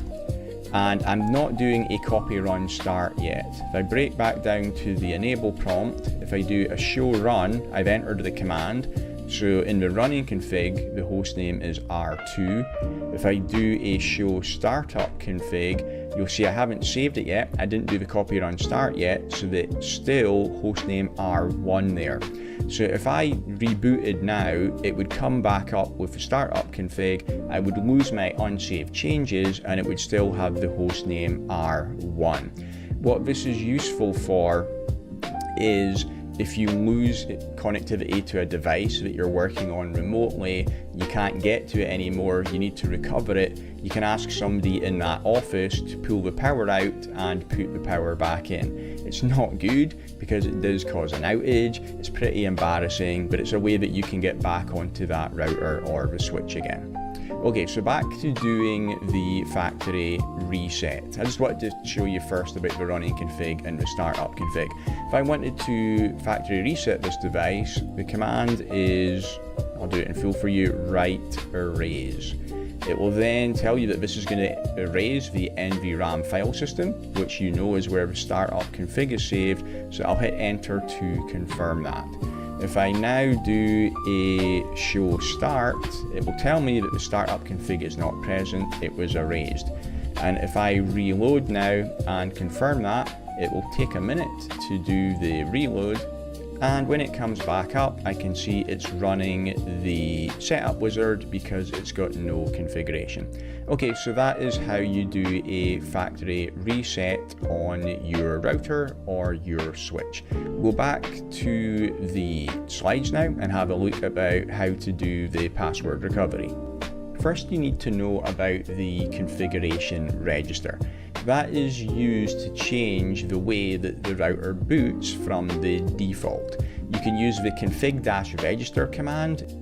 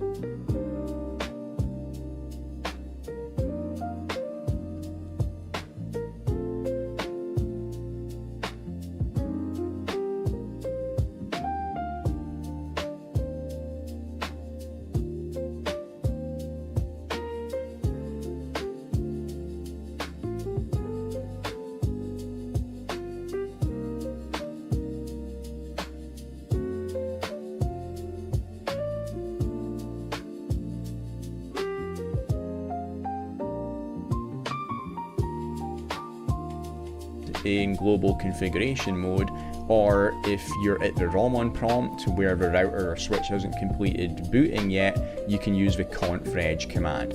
For example, we could use config-register 0x2142 for that setting at global config, or conf-reg 0x2142 if we were at the ROM on prompt.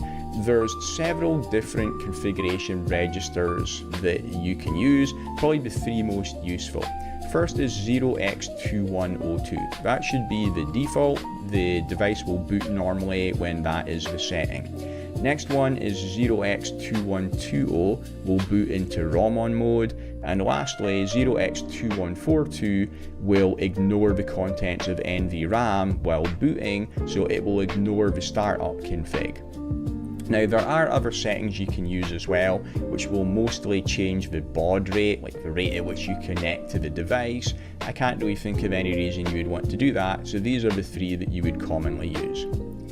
Okay, if we do need to do a password recovery, so this is where we've lost the enable prompt. So maybe it's a small company, we just had one administrator there before, and unfortunately they got hit by a bus, or more happily they've left the company and they didn't let anybody know what the enable password was before they left. Or just as likely is that if you're in a large company, you take a router or a switch out of a shelf, out of a cupboard somewhere, and you don't know what the enable secret is. So it is quite common that you will have to do this. Not day to day, but every once in a while in a real world environment, you will have to do a password recovery.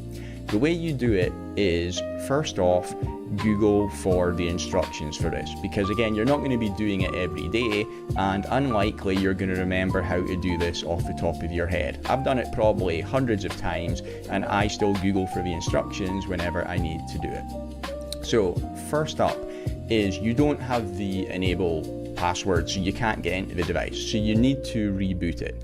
Then while it is rebooting, press the break sequence on the keyboard. That is commonly control break, but it depends on which software you're using to connect to the console. Again, you can Google if it's not control break.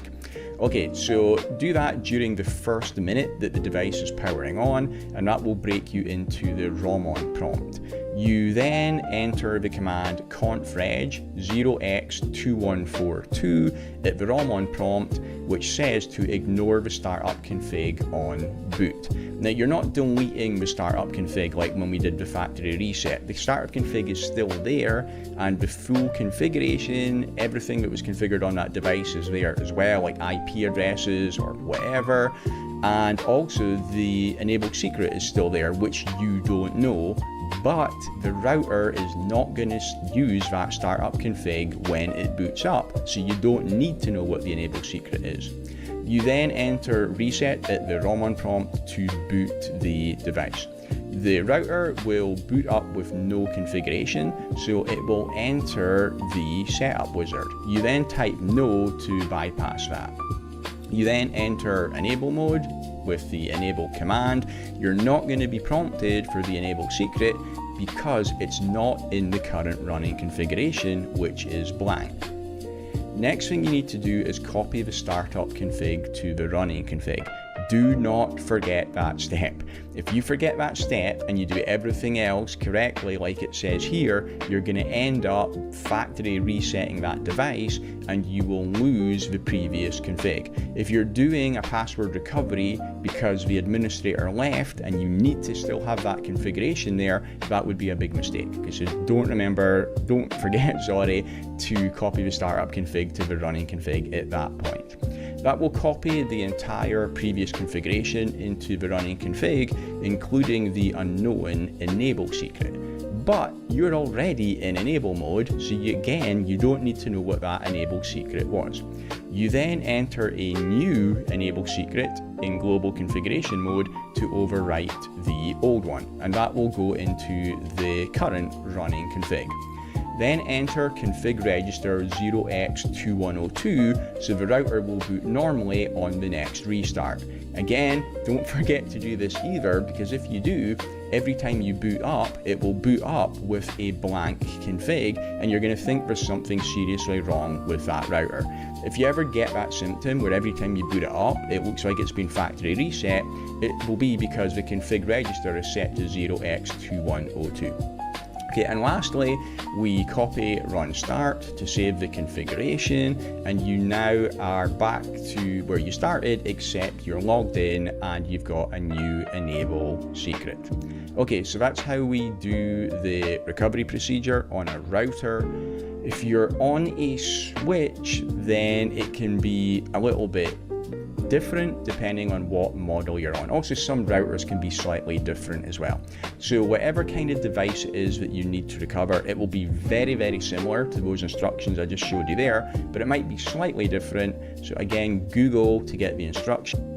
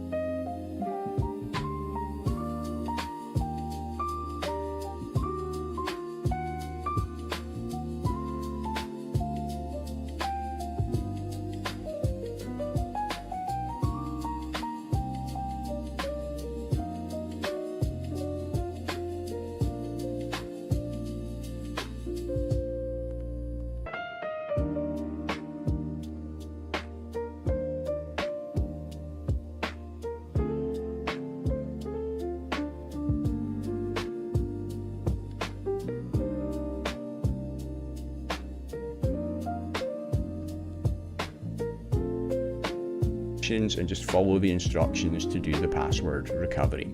Okay, let's have a look at how to do this in the lab next.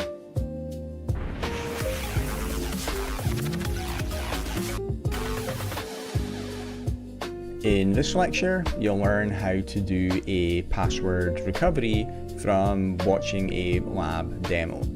When we talk about password recovery, we're talking about recovering from a lost enable password or secret.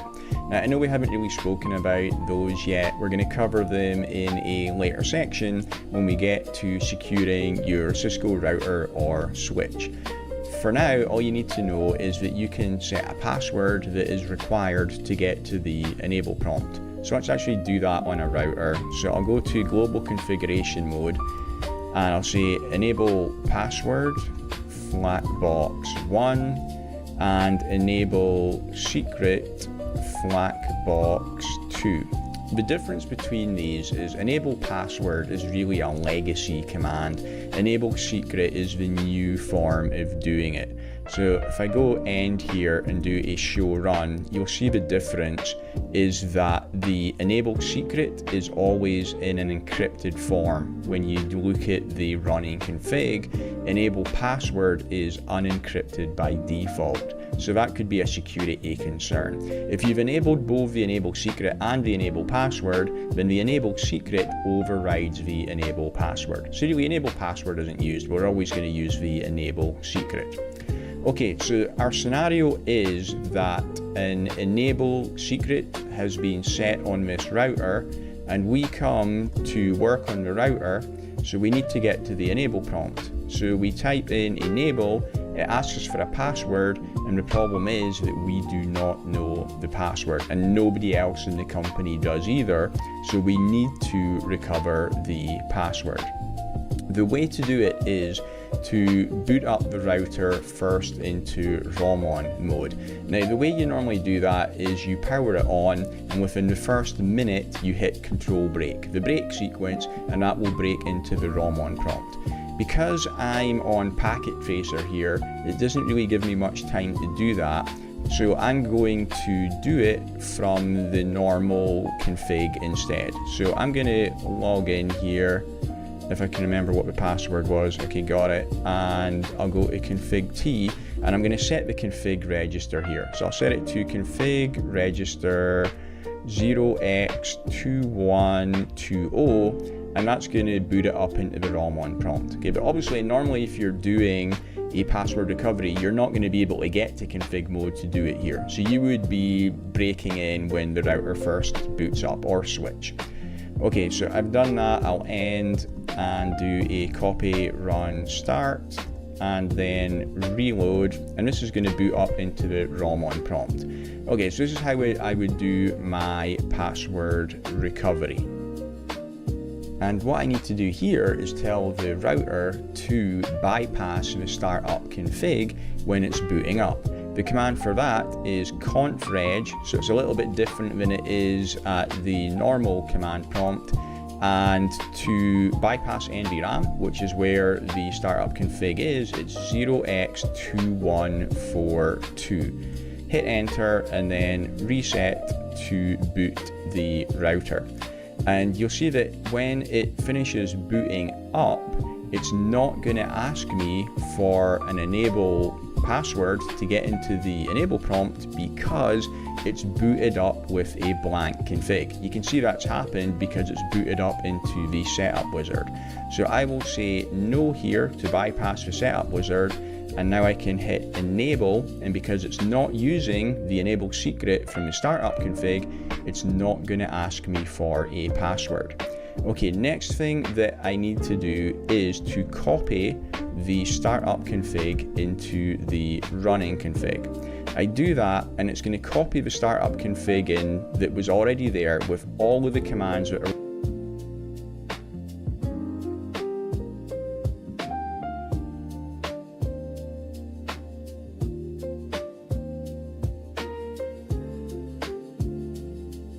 already there, including that enable secret. But I don't need to know it because I'm already at the enable prompt. Okay, next thing I need to do is config T, and I'm going to set a new enable secret. Or for this lab exercise, what I'll actually do is I'll just go no enable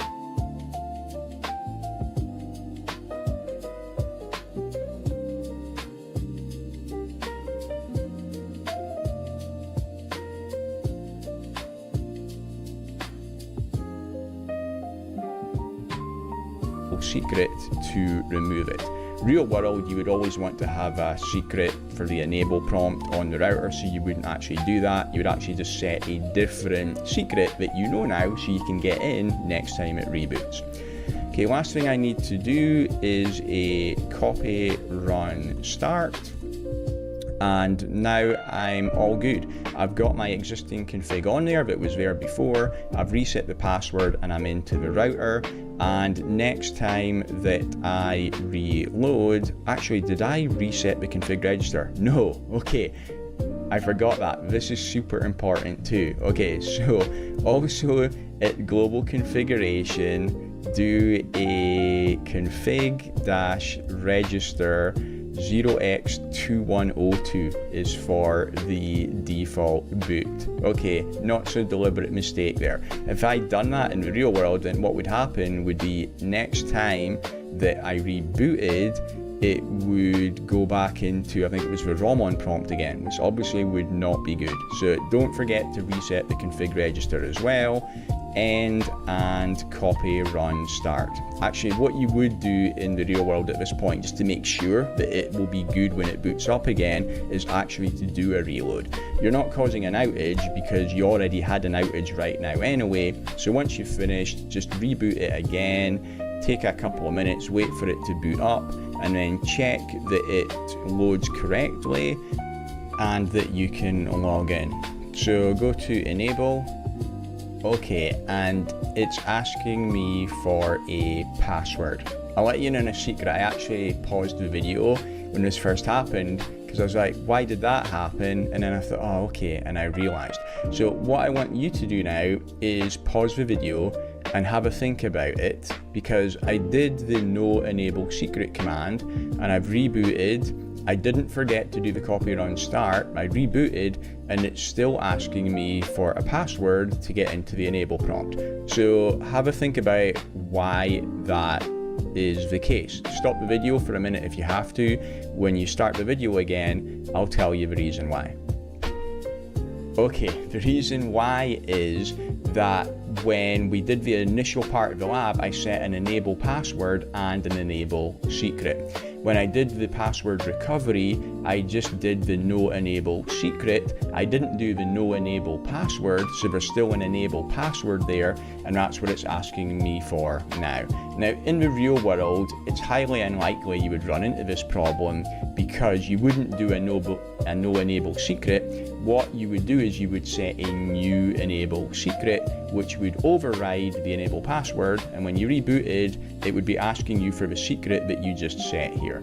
If you remember what we set, it was FLAC-box1 for the enable password, so I'm actually able to log in here.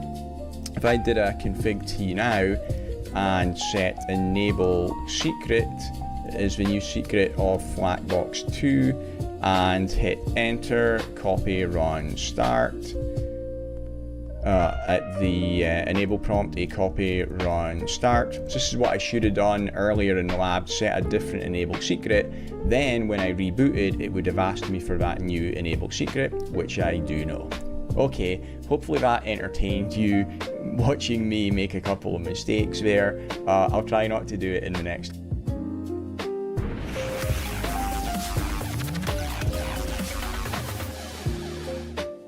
In this lecture, you'll learn about backing up the iOS system image and your config file on your router or switch.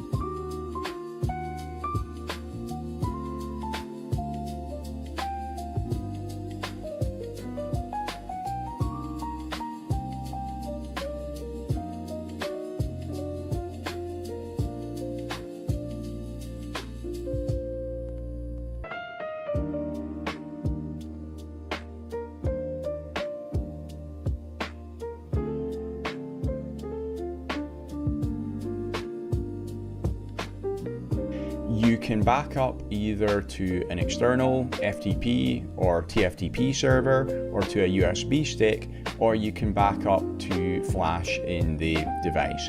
Now, reasons you would want to do a backup.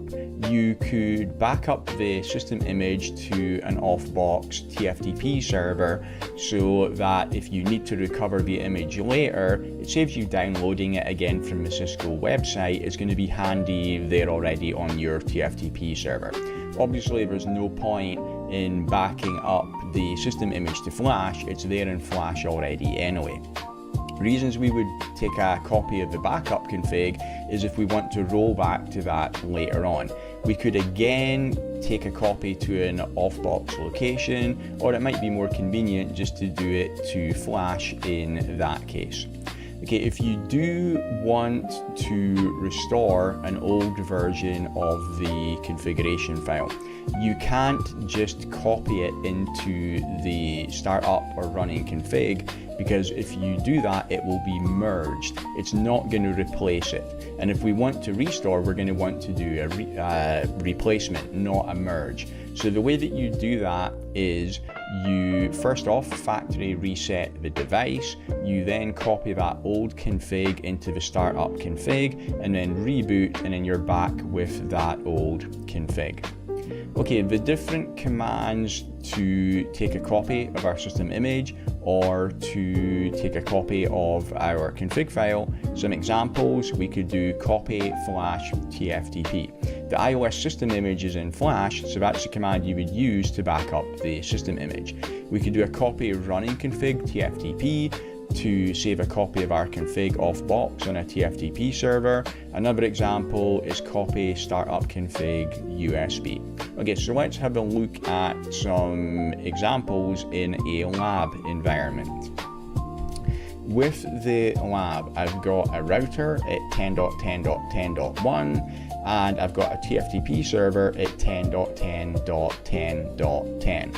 First couple of things I'll do is I'll back up the system image and the running config to the TFTP server.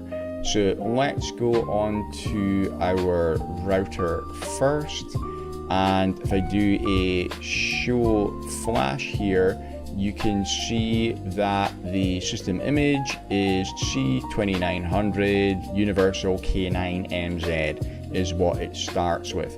I just want to show you that it's not already on the TFTP server. So I'll go on the TFTP server and you can see there's no file already there, but it starts C2900. So I want to have a backup of the system image onto the TFTP server. So the way I do that is back on my router, I say copy flash TFTP. It'll ask me for the source file name. I'm going to copy and paste that from the show flash output. Then the address of the remote host is my TFTP server. That is at 10.10.10.10. I want to use the same file name on the TFTP server as well. So I hit enter and I can see there it goes, copying the file over to the TFTP server. If I now go back onto the TFTP server again and just refresh this, so go back to the services and TFTP, I can see the file is now on my TFTP server. Okay, so that's how you take a backup copy of your system image.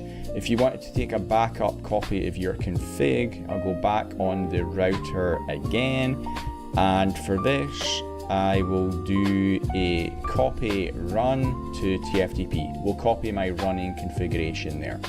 It'll ask me where the remote host is again. The TFTP server is at 10.10.10.10. Then it'll ask me what I want to call the file name. I will call this R1-Monday because it's a Monday here today. It's a good idea to put the actual date on there. Obviously a bit more specific than just Monday. Hit enter. It's a really small file, so it takes next to no time to copy. If I go back on the TFTP server and refresh this again, you can see there is the backup of my configuration. Okay, so that's how you back up to a TFTP server. Next one, let's take a backup to flash and then restore it. So I'll go back on the router and I'll do a show flash, and you can see that I don't have any backup files in there right now. So I'll do a copy. Actually, let's show you the change happening. So I'm on hostname R1 right now, and I will take a backup of my running config. So I'll say copy run to flash, and let's call this R1-lab for the file name.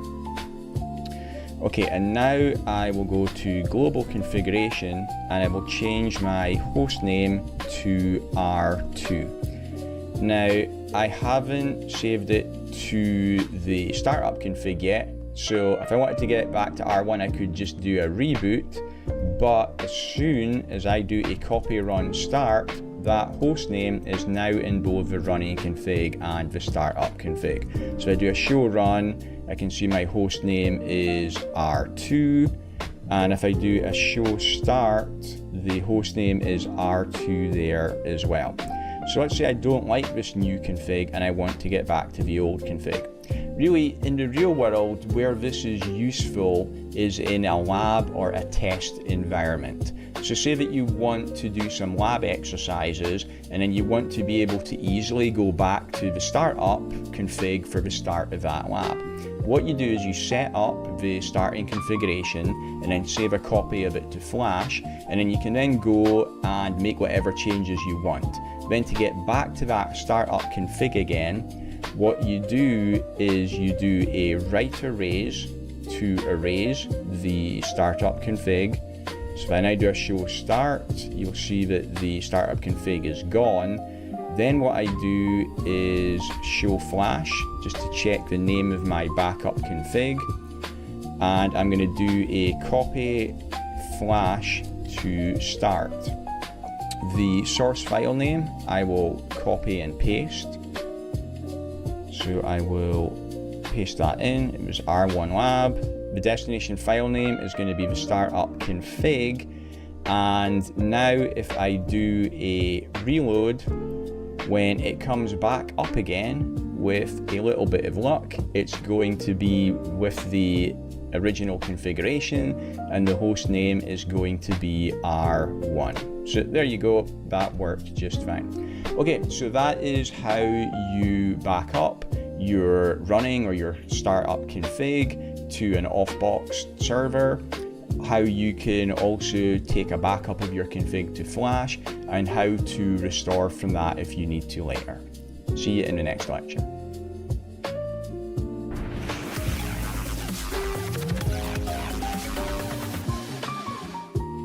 In this lecture, you'll learn how to upgrade the iOS system image on your Cisco router or switch. First thing that you need to do is get the new software image. So you get that from the Cisco website at https://software.cisco.com. Let's have a look there. So you'll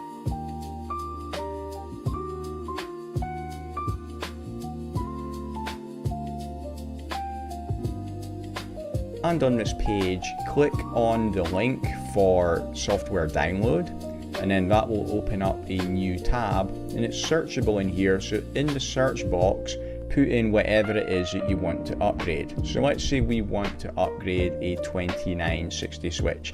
I put that in, I then select my model of switch. I can then select the iOS image that I want to download from there.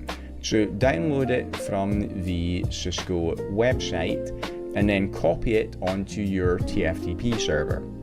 Then from the TFTP server, you're going to download it to flash on the device.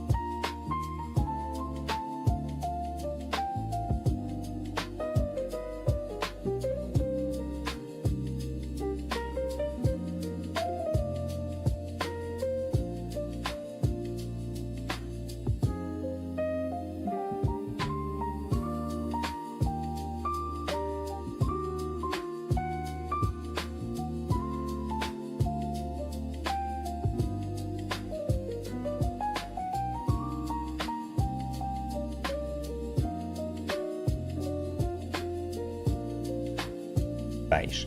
Once you've got it on flash, then either delete the old image, leaving just the new one there, and the device will now boot up from the new image, or if you want to keep both images on there, just in case you need to fall back to the old one, then to make sure that it uses the new image, use the boot system command. So let's have a look at doing this in the lab.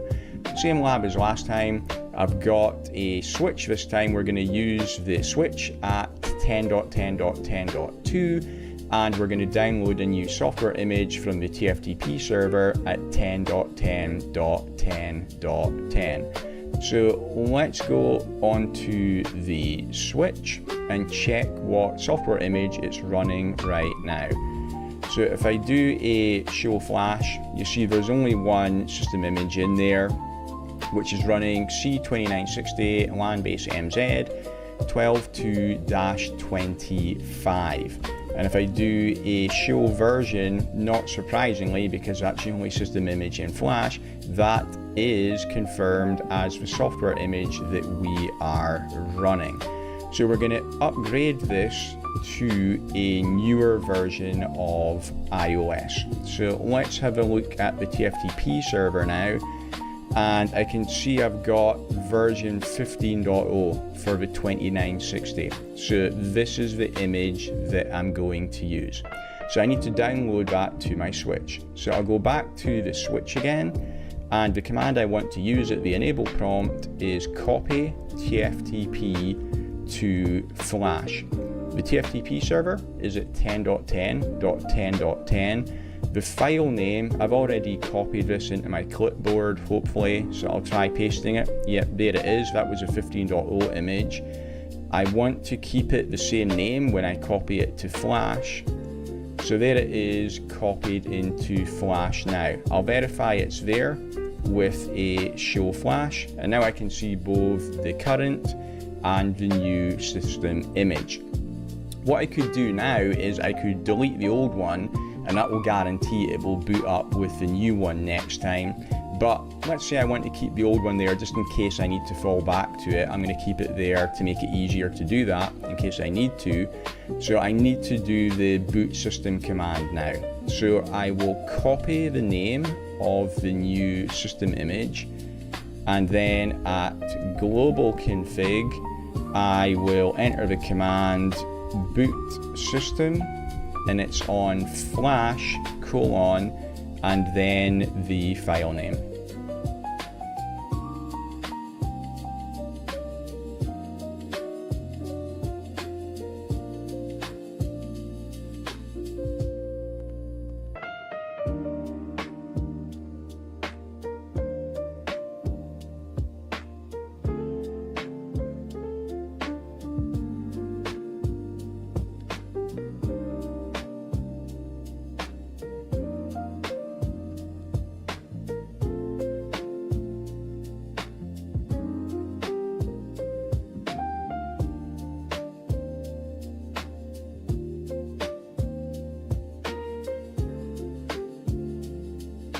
Paste that in, end, and copy, run, start. And I should be good to go now. Now, when the system boots up, it loads the system image into RAM memory.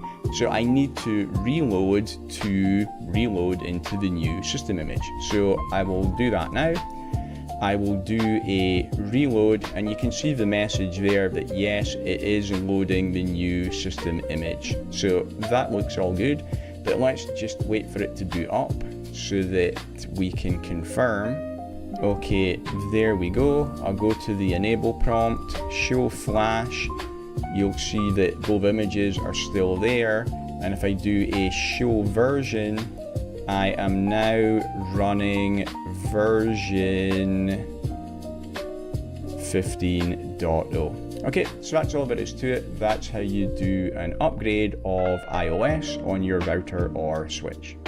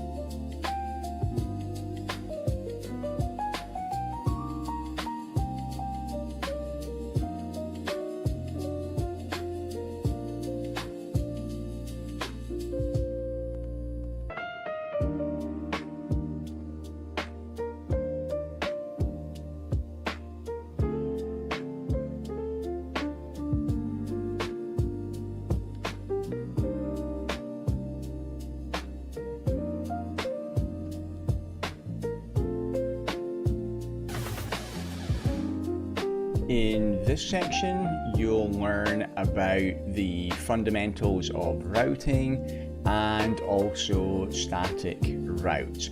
This is the first of several sections that are going to cover routing. Obviously, it's the CCNA routing and switching exam, so routing is a big part of it. So it's going to be covered over multiple sections. We'll go through some of the core fundamentals here. Then in the next section, we'll cover some of the common features of our dynamic routing protocols. And then in the following sections, we'll go through each of those dynamic routing protocols one by one. So each of these sections is really important. Obviously, covering the core fundamentals here is going to be important. So let's get into it.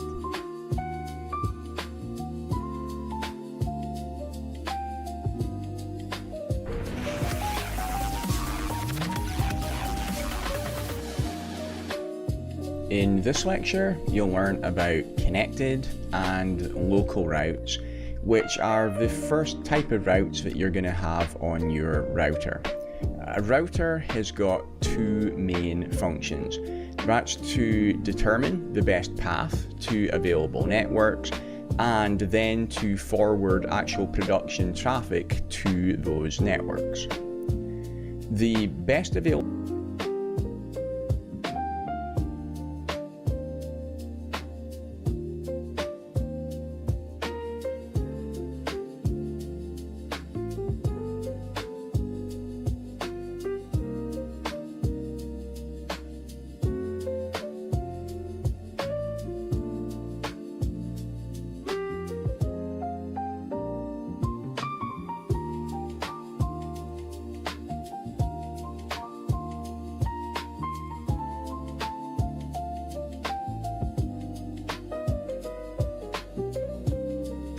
to available networks and then to forward actual production traffic to those networks.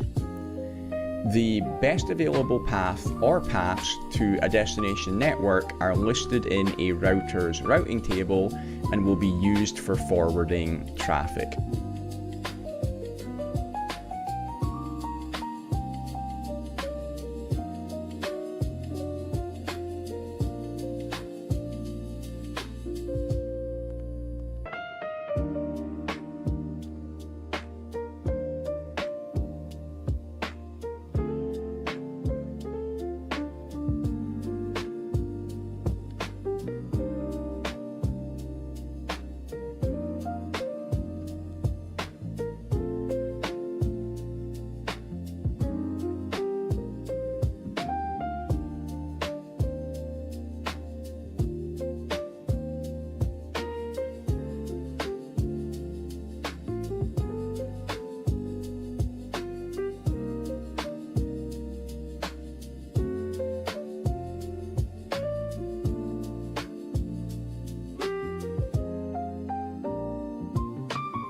So a router may learn lots of different routes, but it's only actually the best routes that are going to make it into the routing table and be used.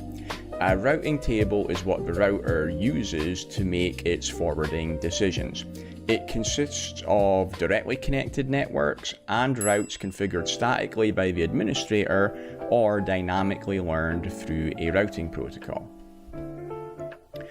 For our connected and local routes, one of the first things that you're going to do on the router is configure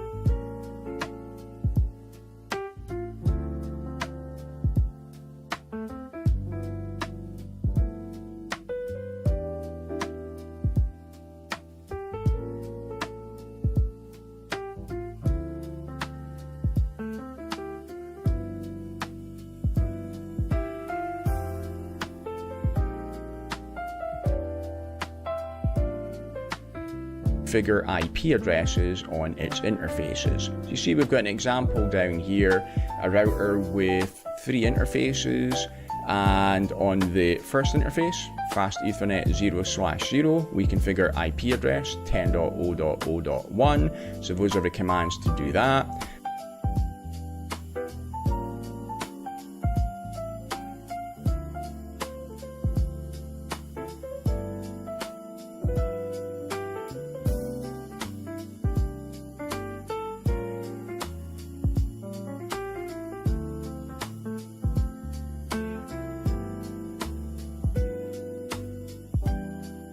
On the second interface, the commands would be interface fast Ethernet 1/0, and then IP address 10.0.1.1, 255.255.255.0 for the subnet mask, and then we've got fast Ethernet 2/0 with IP address 10.0.2.1. So you already know how to configure IP addresses on the interfaces. You saw that in earlier lectures. Now, when you do configure the IP addresses on the routers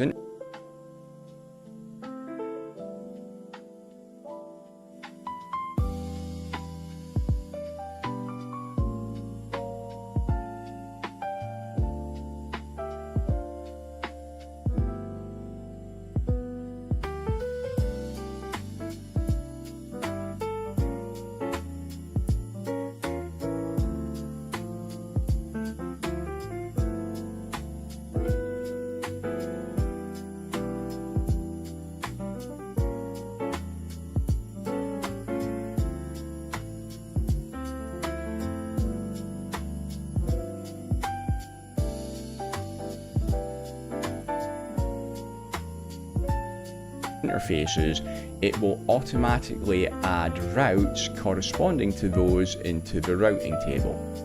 First off, it's going to add connected routes into the routing table. So because you configured those IP addresses on those interfaces, the router knows that it is connected to the 10.0.0.0/24 network on interface fast Ethernet 0/0 because you configured an IP address in that subnet on the interface. It also knows that it's directly connected to the 10.0.1.0 network /24 on fast Ethernet 1/0, and finally it knows it's connected to the 10.0.2.0/24 network on interface fast Ethernet 2/0. So those routes will be added to the routing table as connected routes. The command to view the routing table on a router is show IP route, and you can see in the example on the slide here, after we configured those IP addresses, those directly connected routes will show up just like this in the routing table. If any traffic for the 10.0.0.0/24 network is now received on another interface on the router, it will forward it out interface fast Ethernet 0/0 because it knows that it is directly connected to that network. If on another interface a router received traffic for the 10.0.1.0/24 network, it would send it out interface fast Ethernet 1/0. And obviously if traffic came in for 10.0.2.0/24 network, that would be sent out interface fast Ethernet 2.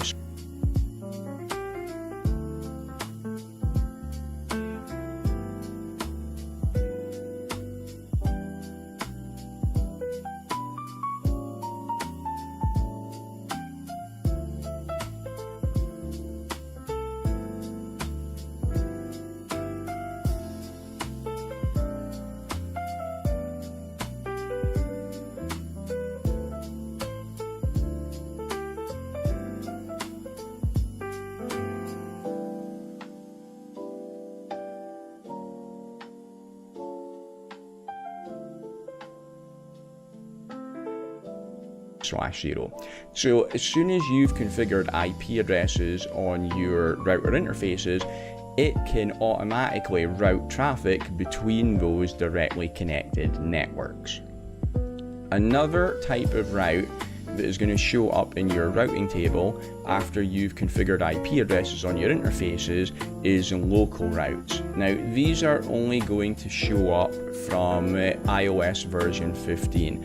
Earlier versions did not show these. Local routes always have a /32 subnet mask, and what they're there for is to show the IP address that is configured on the interface. If I just go back a slide, if you did a show IP route on the router here, you would see the subnets that were available on each interface, but you wouldn't actually know the IP address that was configured on the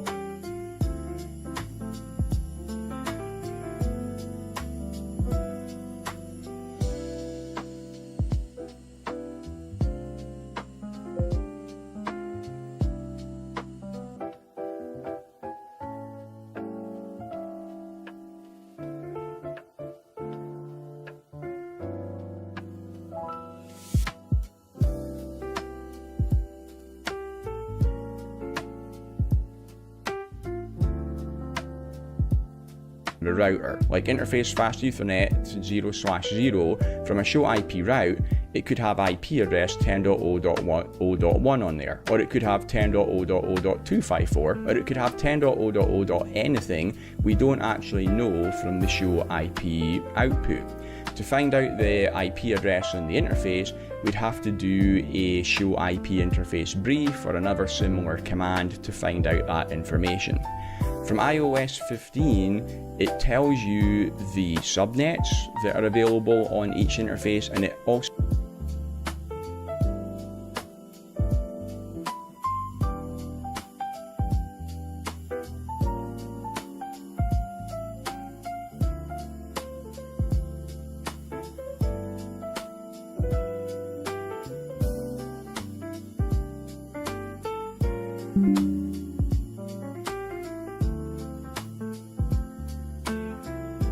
tells you the actual IP address that is configured on the interface as well. So it makes it a bit more convenient for you, the administrator. You can get all that information with just the one command.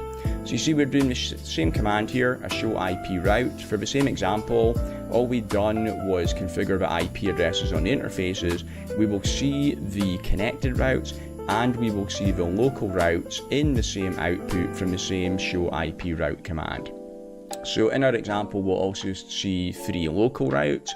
We'll see one for 10.0.0.1/32 on interface fast Ethernet 0/0. 10.0.1.1/32 is on fast 1/0, and 10.0.2.1/32 is on fast 2/0. Okay, so local routes, they always show up as a /32, no matter what subnet was actually configured on the interface, and it shows you the IP address that is configured on that interface. Okay, that's everything I needed to tell you about our connected and our local routes.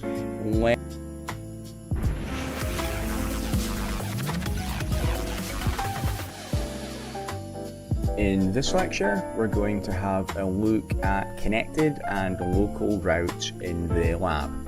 The topology just has one router, R1, and it's got 3 interfaces that have not been configured yet. I'm going to put IP address 10.0.0.1/24 on fast 0/0.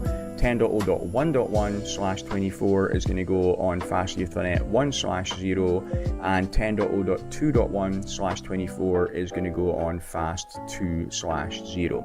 I also have a couple of PCs that I'm going to use to test connectivity across the router.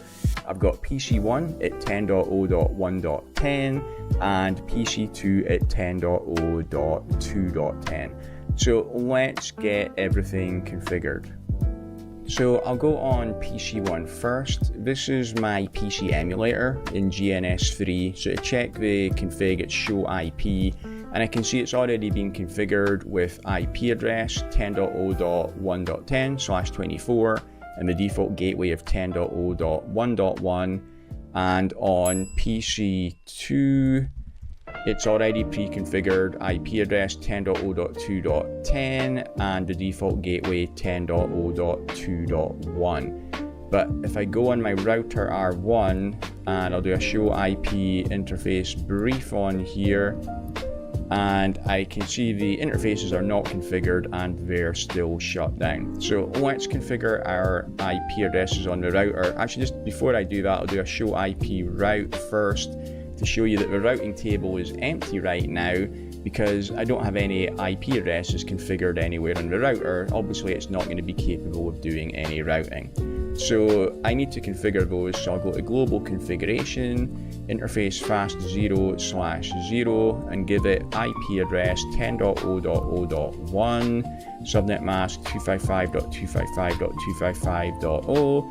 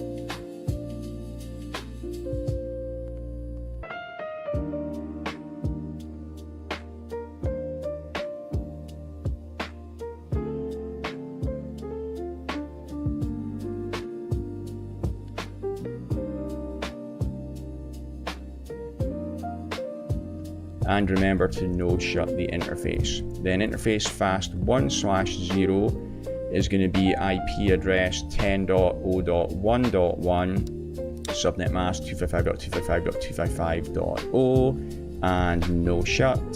And finally, interface fast 2/0 is IP address 10.0.2.1, 255.255.255.0, and a no shut.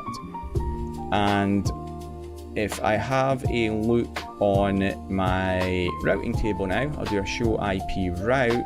I should have my connected and my local routes added to the route table now. So because I configured those IP addresses, it knows that 10.0.0.0/24 is connected and it's out interface fast 0/0. 10.0.1.0/24 is connected on fast 1/0, and 10.0.2.0/24 is on fast 2/0. I can also check and see what IP addresses are configured on the interfaces as well from my local routes. 10.0.0.1 is on interface fast 0/0. It shows it as a /32 here, but I can also see what the subnet is as well just by looking at the corresponding connected route. And 10.0.1.1 is on fast 10, and 10.0.2.1 is on fast 2/0. Okay, so I've got my routing table built now, and the router should be able to route traffic between its directly connected interfaces. It should have reachability to the PCs as well.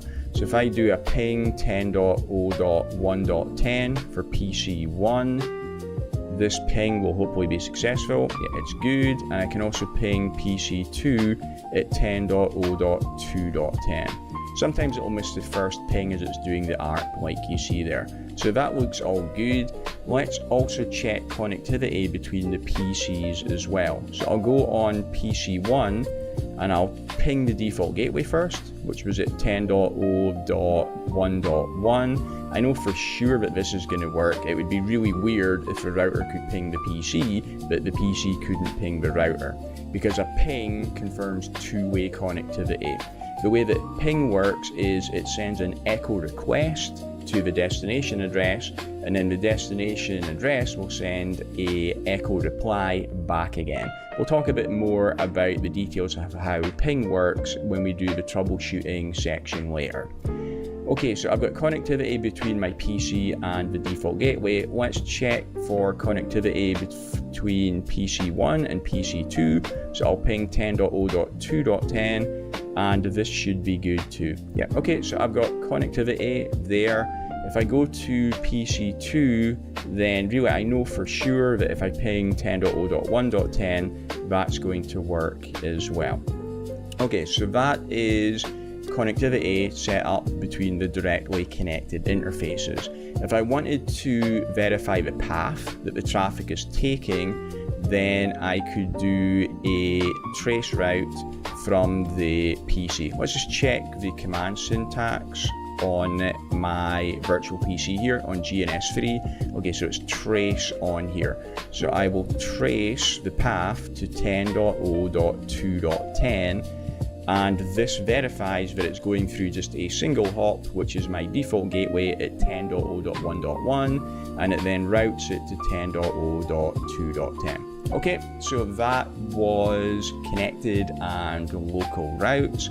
I'll see you in the next lecture where we'll move on to static routes.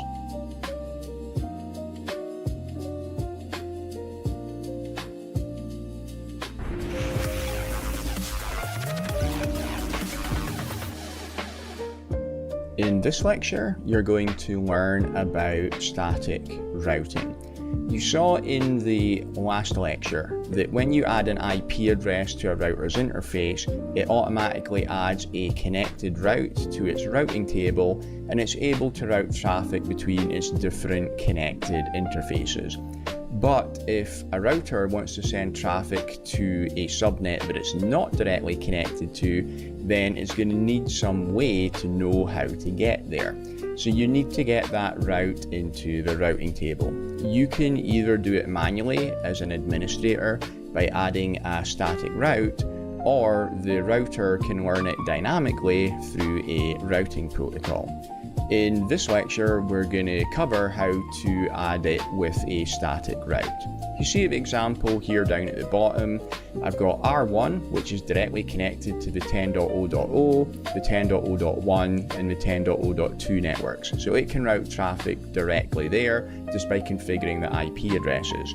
But there's another network of 10.1.0 which is behind the router R2. So right now R1 doesn't know how to get there. I'm going to need to add a route to tell it how to get there.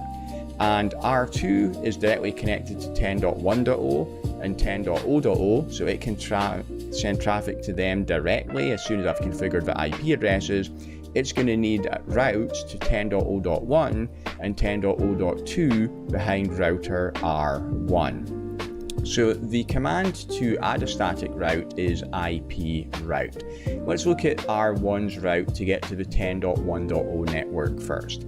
So the command that I need to add is IP route 10.1.0.0 255.255.255.0. So the subnet I need to get to, including its subnet mask. Then I say the next hop IP address that I need to send traffic to in order to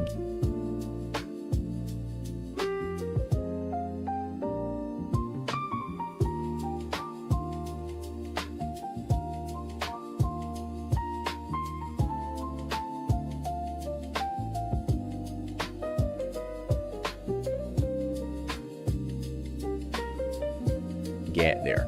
So for R1 to send traffic to the 10.1.0 network, it needs to send it out of its fast 0/0 interface and send it to 10.0.0.2 on router R2. So I add the route for that. And it should be obvious how I do the routes on R2 now. It's going to need two routes, a route to 10.0.1 and a route to 10.0.2. So the commands are IP route 10.0.1.0, 255.255.255.0, going to the next hop 10.0.0.1 on R1, and IP route 10.0.2.0, 255.255.255.0. The next hop is the same again, it's still the 10.0.0.0.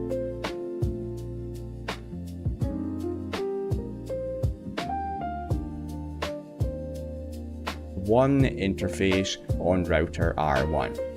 Once you've done that, you'll be able to route traffic between all of the networks in the network there.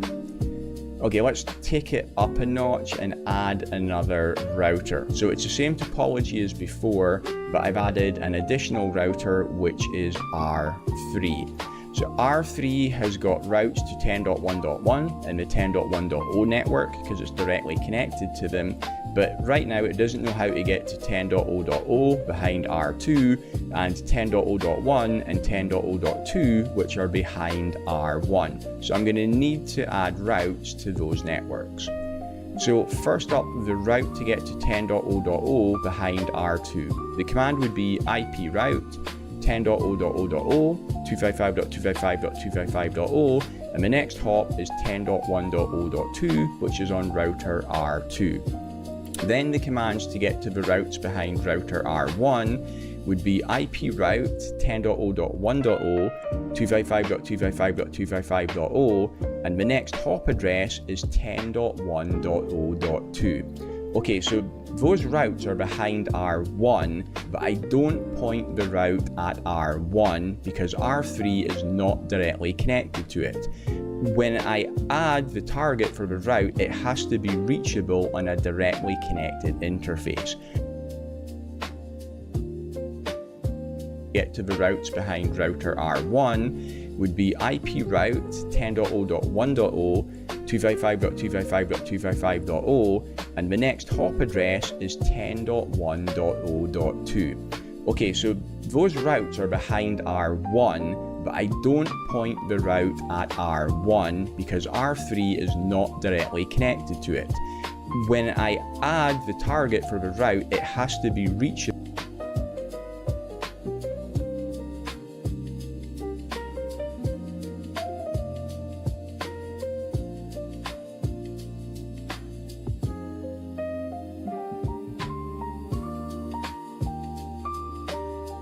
on a directly connected interface.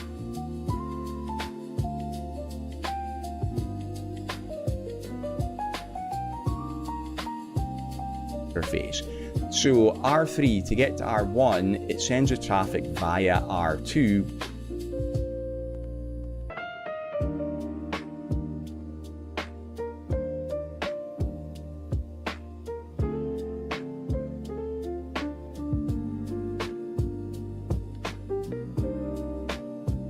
which it is directly connected to.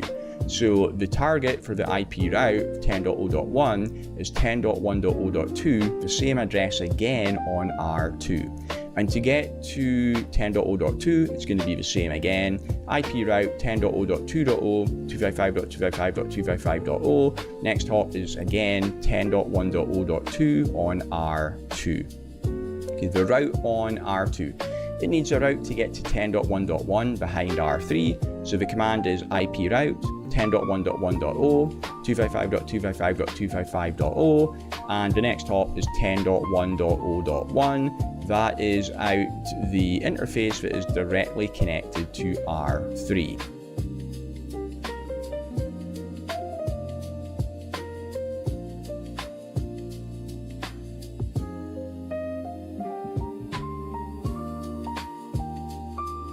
And then to get to the two routes behind R1, I've got IP route for 10.0.1.0 and 10.0.2.0. They're both a /24, so 255.255.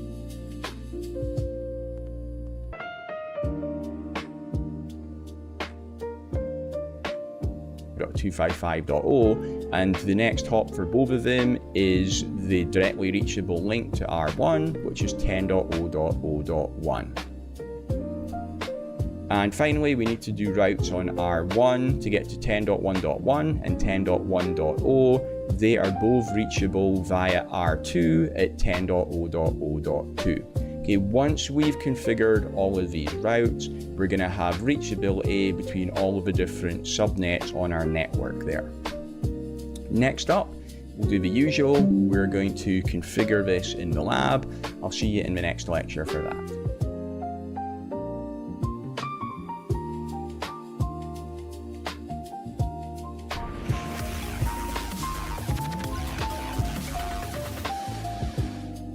In this lecture, we're going to look at the lab example for static routing. So I've got my three routers, R1, R2, and R3. You can see the IP addresses that are configured on there in the diagram on the screen. I'm not going to read you all the IP addresses, it would take ages. And I've got my three PCs as well. And what we're going to do is we're going to configure static routes between the different routers and then test connectivity between the PCs. So let's have a look at the lab. I've already configured the IP addresses on everything. So PC1 has got IP address 10.0.1.10. PC2 is already configured 10.0.2.10 and PC3 is 10.1.1.10. If we look at R1, I've already added the IP addresses, which has added my connected and local routes to the routing table, and also the IP addresses are already pre-configured on R2 and also on R3. Okay, let us go back and look at the lab topology again. I'll have to go back a few times as we're doing this to check and see what we need to add routes to. Okay, so let's do R1 first. R1 is connected to all of the routes around R1. It's going to need a route to 10.1.0.0, which is behind R2, and to 10.1.1, 10.1.0, which is behind R3. Okay, so the first route we need to add is 10.1.0.0, and that's going to be reachable on 10.0.0.2. Okay, so let's go back and add that. That was on R1. You know what I'm going to do is I'll minimize this window just to make it a bit easier to see what we're doing. Okay, so that should be a bit easier. So the command to add a static route is IP route. I need to be at global config first, and the command is going to be IP route to 10.1.0.0, which is behind R2. The subnet mask is 255.255.255.0, and the next hop address is the fast Ethernet 0/0 interface on R2, which is at 10.0.0.2. Okay, so that's my first route added, and then I need to add a route also to 10.1.1.0. Again, I'm always using a subnet mask of 255.255.255.0 just to make it easier to see what we're doing. And again, it's reachable through R2. I don't point it directly at R3. And the IP address on the directly connected interface on the R2 side is again 10.0.0.2. Okay, so I have now configured routes from R1 going to those networks behind R2 and R3. But if I go back down to the enable prompt now, if I ping 10.1.0.1, even though my router has got a route to get there, this is going to time out. The reason is that a ping checks that the traffic can get there and get back again as well. So the traffic on R1, in fact, let me show you how to double check this. So let's go on to R3. Okay, so I'm on R3 here, which is going to be receiving the pings, and I'm going to debug IP ICMP because ping uses ICMP, the Internet Control Message Protocol. Again, we'll be talking about how ping works more in a later section. This is going to show me the pings coming in. So if I go back onto R1 and try, and again it's reachable through R2, I don't point it directly at R3, and the IP address on the directly connected interface on the R2 side is again 10.0.0.2. Okay, so I have now configured routes from R1 going to those networks behind R2 and R3. But if I go back down to the enable prompt now, if I ping 10.1.0.1, even though my router has got a route to get there, this is going to time out. The reason is that a ping checks that the traffic can get there and get back again as well. So the traffic on R1, let me show you how to double check this. So let's go on to R3. Okay, so I'm on R3 here, which is going to be receiving the pings, and I'm going to debug IP ICMP because ping uses ICMP, the Internet Control Message Protocol. Again, we'll be talking about how ping works more in a later section. This is going to show me the pings coming in. So if I go back onto R1 and try pinging again, and then jump onto R3, I can see those ping requests are coming in. So the traffic is getting from R1 to R3 just fine. The problem is it can't get back again, because if I do a show IP route on R3 and make this bigger again, it would need a route back to the 10.0.0.0 network, and right now it doesn't have that in its routing table. So that's why the ping is failing it right now. I need to configure reachability to everywhere in both directions for everything to work. Okay, so let's go back and just double check that I configured everything on R1. So I'll do a show IP route on here, and it needed static routes to get to the 10.1.1 network and the 10.1.0 network. Those have both been added, going via 10.0.0.2 on R2, so R1 is all good right now. next up, we'll move along to R2, go to global configuration. R2 needs a route to the network behind R3, so that's IP route going to 10.1.1.0 and subnet mask 255.255.255.0, and the next hop address is on R3. It's at 10.1.0.1, the directly reachable interface. I also need to configure routes to the routes behind R1. So let me just slide my window over here. And the routes behind R1 is IP route going to 10.0.1.0, 255.255.255.0, and a next hop address of 10.0.0.1 on R1. Then I also need to get to 10.0.2 network. I'll just hit my up arrow here to bring the previous command back, because I just need to change one digit here. It's going exactly the same place, but it's for the 10.0.2 network. Okay, so that is router 2 done as well. And finally, we need to configure R3. So let's slide back over this side again. And R3 is going to need a route to the 10.0.0 network because it's not directly connected there. So I'll say IP route to 10.0.0.0, so /24 as usual, and the next hop address is 10.1.0.2 on R2. I also need to configure routes to the networks behind R1. So let's move across and see what they are. So that's going to be IP route going to 10.0.1.0, 255.255.255.0. Again, going to R2, which is at 10.1.0.2, and I'll hit the up arrow again and add my route for the 10.0.2 network. Okay, so that should be all good. Let's just check the routing tables on our routers again. So you already saw the routing table on R1. It's got routes for its directly connected networks, and it's also got routes to the two networks behind R2.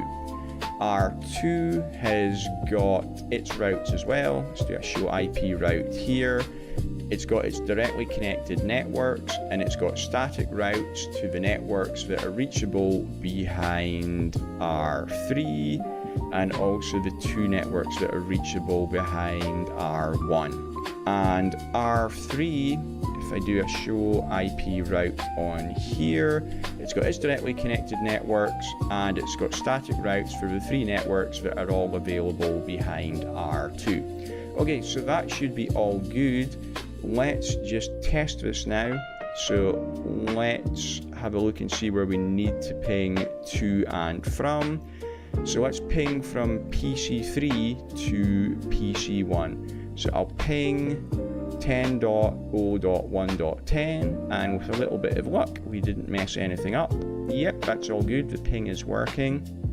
And I will also ping to PC2, which is at 10.0.2.10, and that works just fine too. We already tested in the last lab that PC1 can ping PC2, and because PC3 can ping both 1 and 2 and pings test two-way reachability, I know that the lab is all working great now. Everything has got connectivity to everything else. Let's just try a trace route as well. So I'll trace to 10.0.1.10 from PC3, and I can see that the first hop is its default gateway at 10.1.1.1 on R3. It then hits 10.1.0.2 on R2. Finally, it hits 10.0.0.1 on R1, and then it makes it to the final destination. Okay, so that was how we configure static routing. See.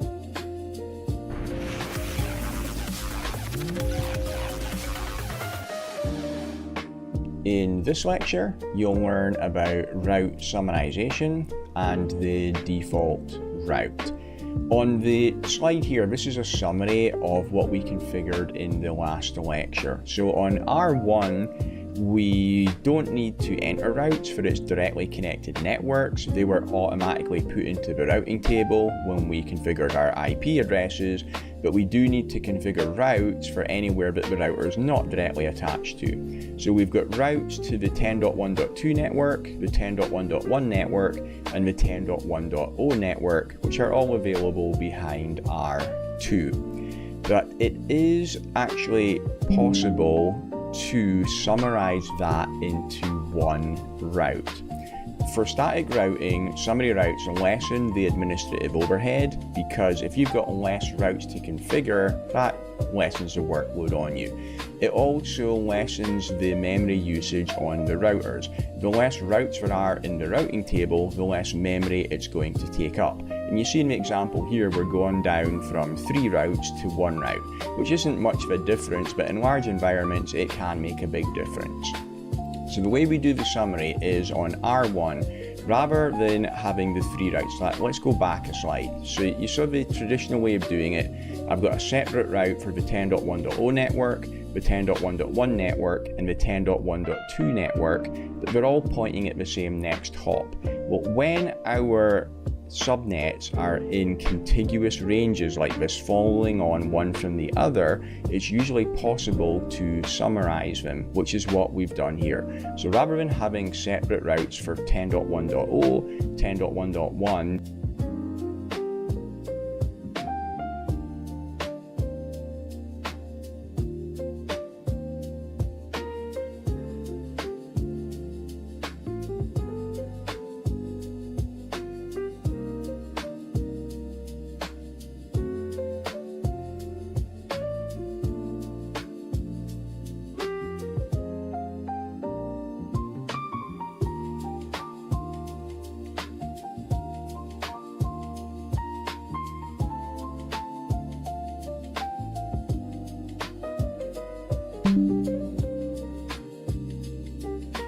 and 10.1.2, which are all with a /24, I've configured one route for 10.1.0.0 with a subnet mask of 255.255.0.0. So this route will be good for all subnets that begin with 10.1. So 10.1.0, 10.1.1, 10.1.2, etc. And they're all reachable through 10.0.0.2. So that's how we configure summarization. Now in the example here, I summarized at the classful boundary for a class B address, which is going to cover our routes all the way from 10.1.0 to 10.1.255, which is a pretty big range. Maybe we don't want to have all of those subnets available behind R2. Maybe some of them that are still within 10.1 are available through a different path.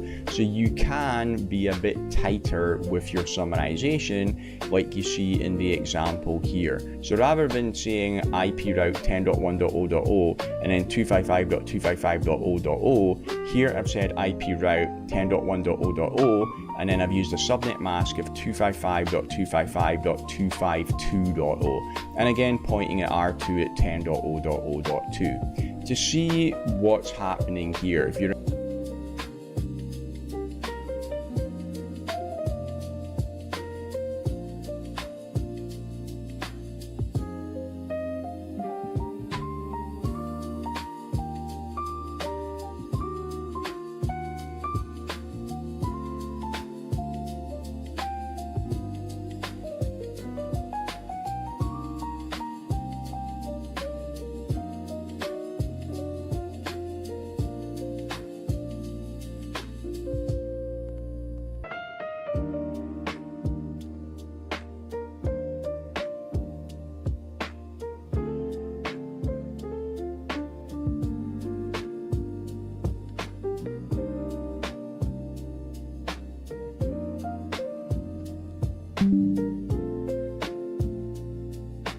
255.0.0, here I've said IP route 10.1.0.0, and then I've used a subnet mask of 255.255.252.0, and again pointing at R2 at 10.0.0.2. To see what's happening here, if you remember back to the subnetting section, I know that it's definitely going to begin with 255.255 because all of the subnets I'm pointing at begin with 10.1. It's on the next octet that I'm going to be summarizing. Here, I just want to summarize 10.1.0 to 10.1.3.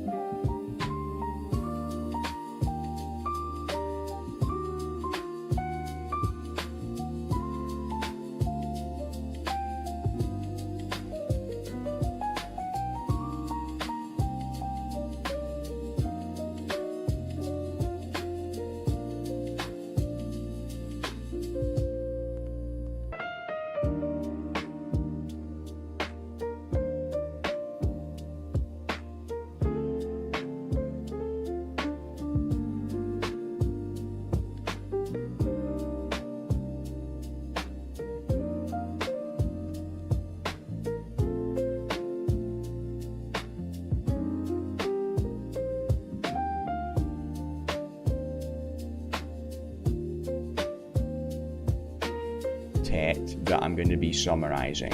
Here, I just want to summarize 10.1.0 to 10.1.3.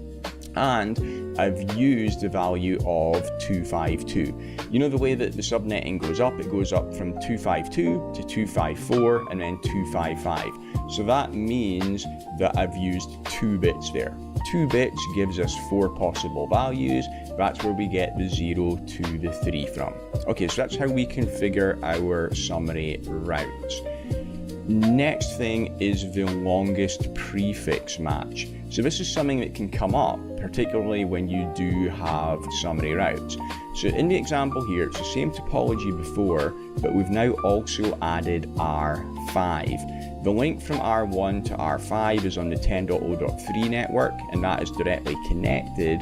There's also a subnet of 10.1.3, which is running from R4 to R5. So if I just left it with my route of IP route 10.1.0.0, 255.255.0.0, 10.0.0.2, you see the path that traffic would take to get to R5 at 10.1.3.2 or anything on the 10.1.3 network is it would go from R1 to R2 to R3 to R4 and then to R5 because my route is pointing at 10.0.0.2. Now I do want traffic for all of the 10.1 networks like 10.1.0 and 10.1.1, and maybe I've got a 10.1.4 also behind R4 here. I want all of that traffic to go via R2. But if I'm sending traffic to the 10.1.3 subnet, I don't want it to go along the top path.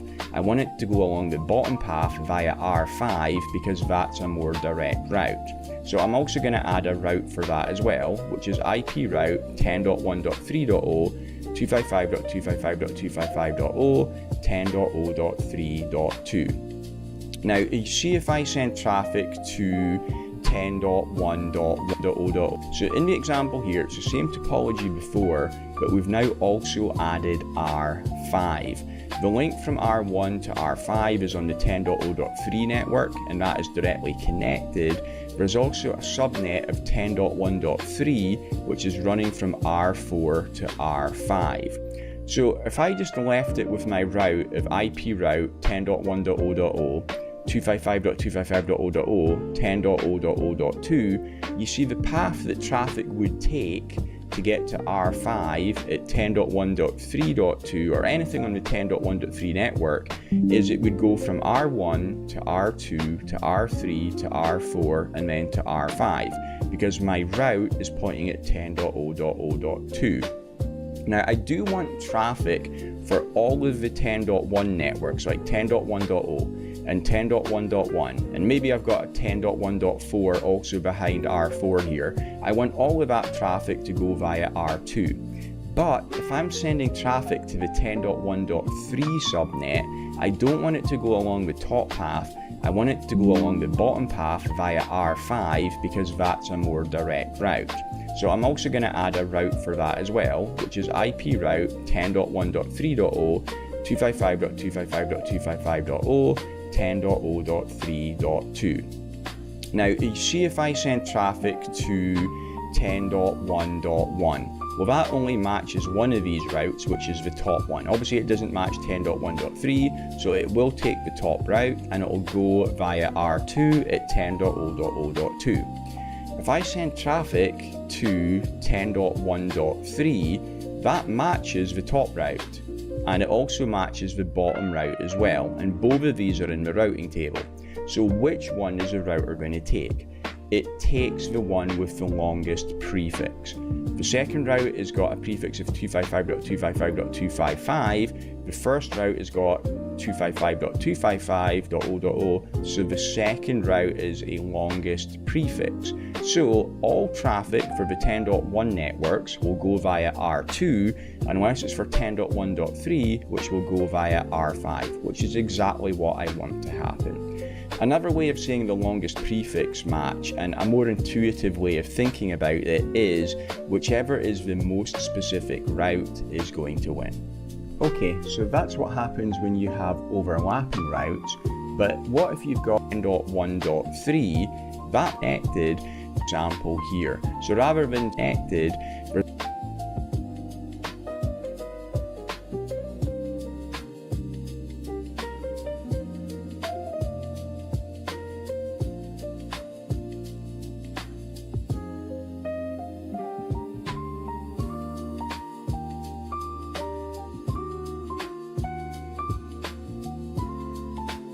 results on the bottom path of 10.1, so the suite is going to load balance the traffic over those routes. So you see the example here. On R1, we've got a couple of routes and they're both going to the exact same destination. They're both for 10.1.0.0 and a subnet mask of 255.255.0.0. One route has got the next hop of 10.0.0.2, the other route has got the next hop of 10.0.3.2. So in this case, they're both exactly the same.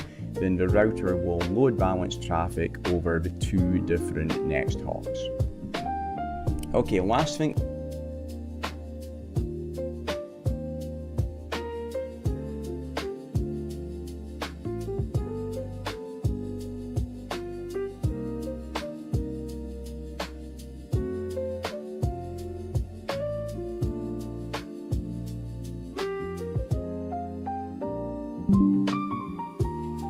So in this case, they're both exactly the same. Then the router will load balance traffic over the two different next hops. Okay, last thing to tell you about in this lecture is the default gateway, which shows up when you do a show IP route as the gateway of last resort.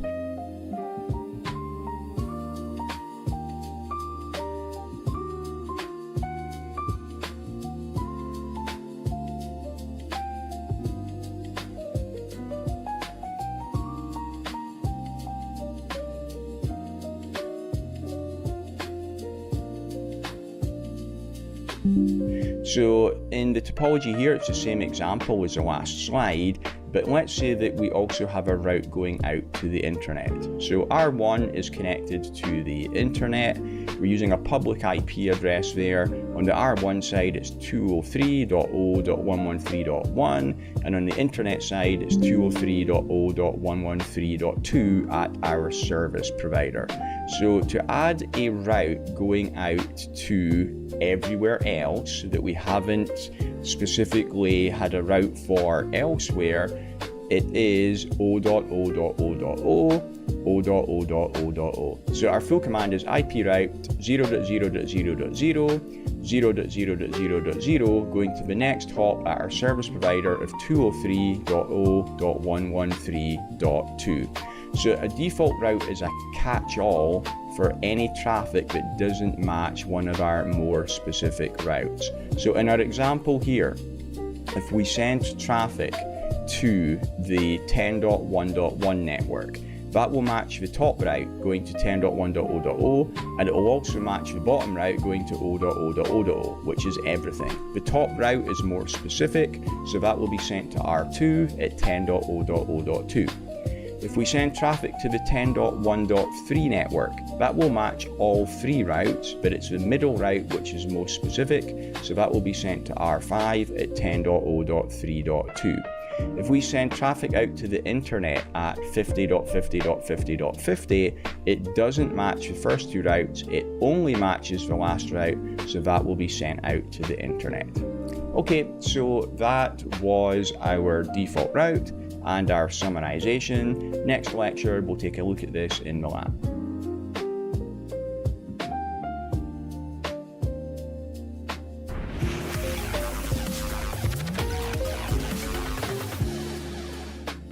In this lecture, we'll do a walkthrough in the lab of our summary routes and our default routes. We're using the same lab setup again with 3 PCs and 5 routers. They're all pre-configured with their IP addresses, and routers R1 to R4 have connectivity to each other along the top path with static routes. R5 does not have any routing configured yet. Let's have a look at that. So I'm here on PC1. Let's just move over to R1 and do a show IP route. and you can see I've got static routes for all of the individual 10.1.0.0/16 networks configured on R1. On R2, I've got routes configured there as well, again all /24s, the same on R3 and on R4. So if I jump on to PC1, and then let's just have a look and see the IP address of PC3. Okay, so PC1 is 10.0.1.10, PC3 is 10.1.2.10. So from PC1 I ping 10.1.2.10, you can see that there's connectivity there, and also I'll do a trace route as well. So I'll trace 10.1.2.10, and you can see it's going 10.1.1, 10.0.0.2, 10.1.0.1, and 10.1.1.1. If we have a look back at the topology diagram, it's going R1 to R2 to R3 to R4. Okay, so that is the current setup. If we have a look back at R1 again, you'll see that it's got individual routes for each of the networks going over to the left-hand side. So let's just remove these individual routes. So I'll go config T and no IP route 10.1.0.0 255.255.255.0. I can see it's a /24 from the routing table, and the next hop was 10.0.0.2. So that will remove the first route. I'll use the up arrow to remove the second route, which is 10.1.1, and also 10.1.2, and finally 10.1.3. Again, if I now do a do show IP route, I should see I've got no static routes left in the routing table. And if I try to ping PC3 from PC1 now, this is going to fail because router 1 doesn't have routes. Okay, so let's replace all of those individual /24 routes with a single summary route. So before, if we just scroll up a little bit, I had 4 separate /24 routes for 10.1.0, .1, .2, and .3. So I can replace that with a summary route. I'll make it IP route 10.1.0.0 and then a /16, so 255.255.0.0.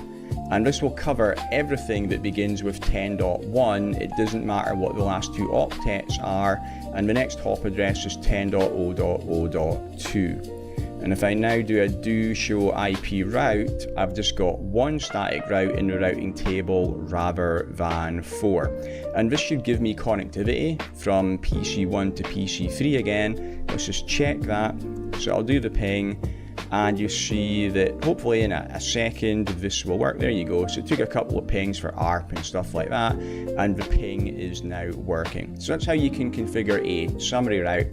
It cuts down on your admin work because you don't need to configure so many routes. It also takes up a little less memory in the routers as well.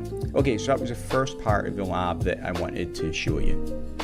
The next thing that I want to show you is the effect of the longest prefix match when we have overlapping routes. So let's go back to the topology diagram again, and we've got connectivity between the routers R1 to R4 along the top path. R5 does not have any routes configured right now. So let's fix that. I'll configure a summary route on R5 pointing at the routes behind R1, which all start with 10.0. So back on the lab again, I'll go on to R5 and I'll configure IP route 10.0.0.0, 255.255.0.0. I'll use a /16 again as a summary to cover all the networks. And the next hop address on R1 was 10.0.3.1. then I want to check that I can ping this from the far side of R5. So I'll just have a quick look back at the diagram again. Now obviously R5 is going to be able to ping 10.0.3.1 out the Fast Ethernet 3/0 interface. I'm going to ping a 10.0 network from the 10.1.3.2 interface, that's Fast Ethernet 2/0 on R5, and I'm going to ping PC1. Now the way that ping works by default, the way that any traffic originating from the router itself works is it uses the exit interface as the IP address. So if I just do a standard ping from R5 going to 10.0.1.10, the source address will be 10.0.3.2 because that would be the exit interface. But I can override this by doing an extended ping and saying I want to use 10.1.3.2 as the source address. So the way I do that is on R5, I'm just going to enter ping, and then it's going to take me through the extended commands.